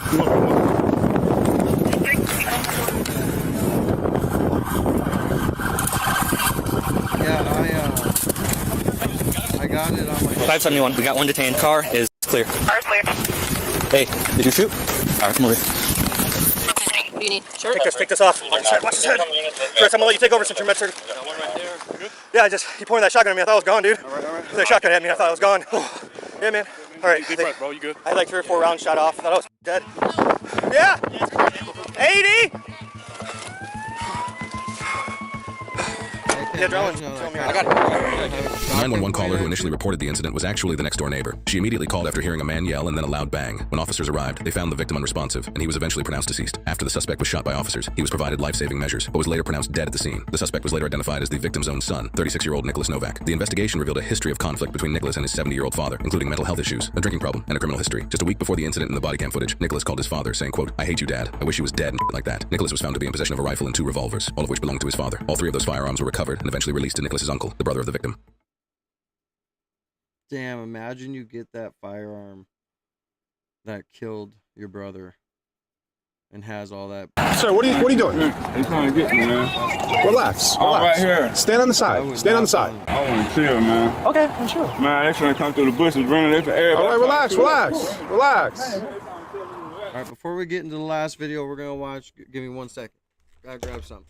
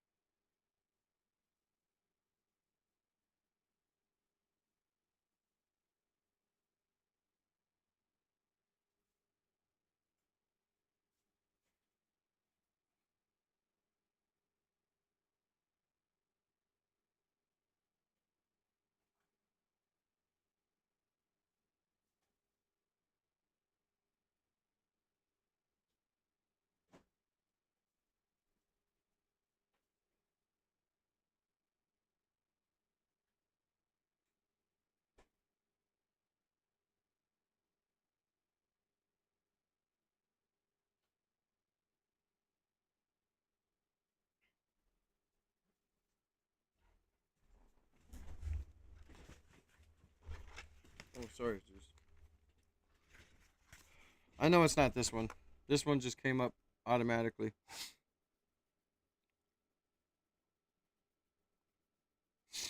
I'm running an experiment that might seem pointless. Testing whether Walmart really has the lowest prices. It's economics 101, right? Economies of scale, bulk purchasing. The Walmart phenomenon, scale of production, speed of delivery, and all of these things that drive down price. So I went around to different grocery stores in Western Wisconsin. And on the surface, I found what you'd expect. But I got a tip that something else might be going on. So I talked with an independent grocer. Back in the 90s, I could go toe-to-toe with Walmart's everyday low price. Today, it's not even close. That's when this went from a curiosity to an investigation. And I found a lawsuit that the federal government filed against one of the largest food companies in the world. It was supposed to stay secret.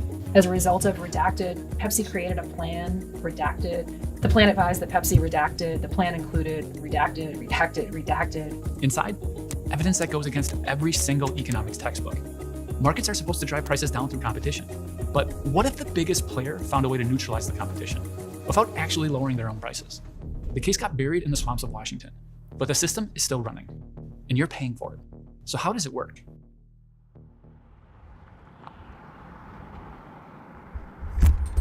My name is R.F. Bowie. I am a 4th-generation grocer. We have been around since 1905. Today, RF operates a chain of independent grocery stores across South Dakota. I met him at the Pine Ridge location, the only full-service grocery store on the Oglala Sioux Indian Reservation. Can you give me an example of an item where you pay more at wholesale than Walmart's able to charge on the shelf? Pepsi, 12 packs, for instance.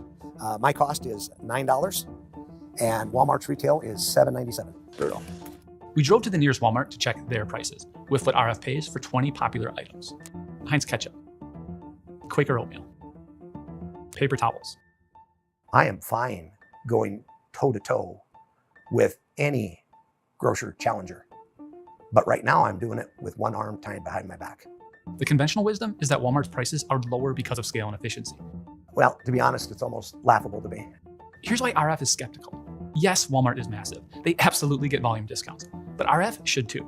Most independents like myself buy from a wholesaler. Wholesalers pool orders from hundreds of independent grocers and buy in bulk. And look, Walmart is so big that their volume discounts are still probably better. But should it be this much better? The 18-ounce Cheerios that we talked about, Walmart sits on the shelf at $4.98, I believe. And our cost is $6. We went to that Walmart today and it was actually lower. They have a markdown on it right now. Oh, they do? 50-cent rollback. Independent grocers like RF have been trying to figure out why this is happening for years. It doesn't add up. they'd lose money on almost every sale if they matched Walmart's prices. Well, the answer is in these two documents that were recently unsealed after the government tried to bury them. The evidence that's in there is explosive. I mean, it was beyond what I was expecting. It is a kind of conspiracy. That's Stacy Mitchell, co-director of the Institute for Local Self-Reliance. Her organization fought to unseal those documents, and it wasn't supposed to happen. Just days before President Trump took office, under Lina Khan, the Federal Trade Commission filed a complaint against PepsiCo and a major retailer. But when it was made public, here's what we got. Pepsi believed that redacted. Pepsi characterized redacted. As a result of redacted, Pepsi created a plan, redacted. The plan advised that Pepsi redacted. The plan included redacted, redacted, redacted. For example, redacted, redacted. Nothing, just black boxes. Now, redaction is normal in cases like this. At first, there's a process to decide what goes public. The FTC argues for transparency, a company argues for secrecy. A judge decides. What typically happens in antitrust cases is that almost everything is unsealed. But one day before Pepsi had to defend those redactions in open court, the Trump administration made a decision. The Federal Trade Commission moving to drop a case against PepsiCo. It was convenient timing. It's just going to apparently remain blacked out forever. Enter Catherine Van Dyke, a former legal advisor to the FTC. This complaint didn't come out of thin air. It was the result of a years-long investigation. There is a First Amendment right to access court documents. Alongside Stacy's organization, Catherine petitioned the court to unseal the document. Pepsi had to prove to the court that they should remain unavailable to the public. They didn't. So here's what was under those black boxes. According to the complaint, the big retailer, Walmart, Pepsi set up a sophisticated surveillance system. Pepsi monitored the retail sales of all of Walmart's competitors across the United States. And it monitored those sales for two things. The first, leakage, which was simply customers going to a store other than Walmart to buy Pepsi. The second, price gaps, the gap between Walmart's prices and competitors. Pepsi's goal was to make sure that the price gap between Walmart and its competitors never went below a certain level, and to ensure that Walmart always had the lowest price. And when this system found one grocery chain beating Walmart's prices, Walmart didn't lower their prices to compete. Instead, Pepsi sprang into action. Pepsi detects that Food Lion is actually selling its beverages for less than Walmart. And in their internal documents, they describe Food Lion as the, quote, worst offender for selling Pepsi products for less. Food Lion is a regional supermarket chain with nearly 1,000 stores across the Southeast. According to the complaint, Pepsi developed a multi-year plan to force Food Lion to raise its prices. First, cut Food Lion's promotional money, the discounts that let them run sales. Second, raise Food Lion's wholesale cost. This is Pepsi taking deliberate steps to force Food Lion to raise its prices. Why would Pepsi do this? We can only guess. But Walmart is their biggest customer, by far. Pepsi has told the SEC in its 10K that losing Walmart as a customer would have a materially adverse effect on Pepsi's business. But that's like, you know, how it is in the streets too, man. Your regular customers might get, you know, a gram for 10 or, you know, whatever, allegedly, you know, 3.5 for, you know, 20. But other people, more, right? Because it accounts for such a large percentage of Pepsi's sales. That's true for most companies. It's hard to imagine that Pepsi is the all only these major people supplier are, bro. that Walmart Like, has they're this just arrangement with. Wheeling and dealing Pepsi, you know? I'm just kidding. Walmart does almost always have the lowest price because it is involved in these sorts of schemes. But in reality, all that's doing is setting a price floor. It's not lowering prices for consumers. Which could help explain why prices aren't going down. They're just stuck at the price floor. It's a Walmart tax on the country. The more special deals that Walmart gets, the more that other retailers have to pay. The shopper is going to those other stores say, I can't afford this. They move to Walmart. Walmart's power grows. This one company captures $1 out of every $4 that Americans spend on groceries. And there are over 60 metro areas where Walmart captures half or more of all grocery spending. I can't believe that is happening. I just can't. I know it, but it's just hard to imagine that this is the country we're living in. Now, if you're wondering, how can this be legal? It's not. There's a law designed to stop these kind of schemes. It's called the Robinson-Patman Act. It makes it illegal for a retailer to go to a supplier and say, you're going to give us special favors, special prices, and you're going to charge our smaller competitors down the street higher prices. So why is this happening? Because in the 1980s, the federal government stopped enforcing it. There was this idea that allowing bigger retailers to use their leverage over suppliers would result in lower prices for consumers. And today we're like surrounded by evidence that that was a complete mistake. And now we're living with the results. A grocery market where businesses that try to lower prices are being stopped by their biggest competitor. We reached out to Walmart. No response. We reached out to Pepsi. They did respond. Basically, this complaint had no merit, and the new FTC agrees with us. They voluntarily dismissed it. We then reached out to the FTC because Pepsi is kind of just restating what the FTC said. More perfect union, never heard back. But America did hear from the president. Prices are coming down very substantially on groceries and things. They're already at a much lower level than they were with the last administration. Here's grocery price inflation since this case was filed. The Trump administration killed a case that had a real mechanism for bringing prices down. Don't take my word for it. 6 Republican senators just sent a letter asking Trump's FTC to enforce the law his administration just refused to enforce. When President Trump was sworn in, he used his power under the FTC Act to appoint Andrew Ferguson as chair. Then, a few months later, he fired the 2 Democratic commissioners without cause. The FTC is supposed to have 5 commissioners. Trump hasn't replaced either Democratic commissioner or one Republican who left. So it's down to 2. When we don't have a full body, this is what happens. Back in South Dakota, RF and consumers are living with what happened. You know, I eat, sleep, and breathe this business. Having to give up on your employees, your team, having to give up to your community, I often relate it back to like going through a divorce. Like a lot of independent grocers, RF recently closed stores, unable to compete on price. I would like to think that if the Robinson-Patman Act was being enforced, that those store closures would have probably been different. If you liked what you saw, please like and subscribe. Yeah, man, that was and if you're a researcher that was a good video. I'm not interested surprised, in bro. similar, You know, these big corporations want to be the biggest forever, you know? Like when Facebook bought Instagram, like, you know, or like, you know, these other people just want to always be at the top, and especially in the food industry or like the grocery industry. I mean, yeah, it's all who you know or what kind of deals can you make, and I don't know, pretty crazy. Not surprised though. They've been saying that they'll always have low prices for a long time. They're speaking into existence. They're probably sacrificing the ball to get this done, you know, allegedly. I'm just kidding.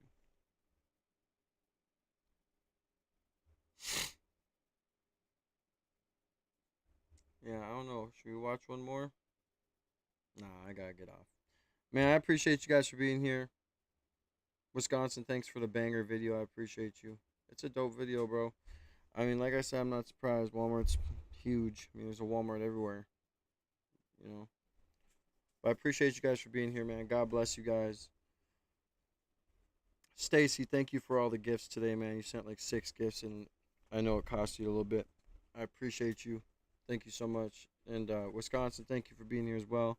Everybody else, man. Skippy, you weren't here again today. I'm going to have to whoop that booty. No, I'm just kidding.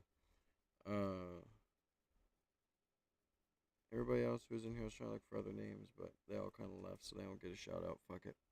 Much love, man. I'll be back on tomorrow though, for sure. For sure, Ski, okay?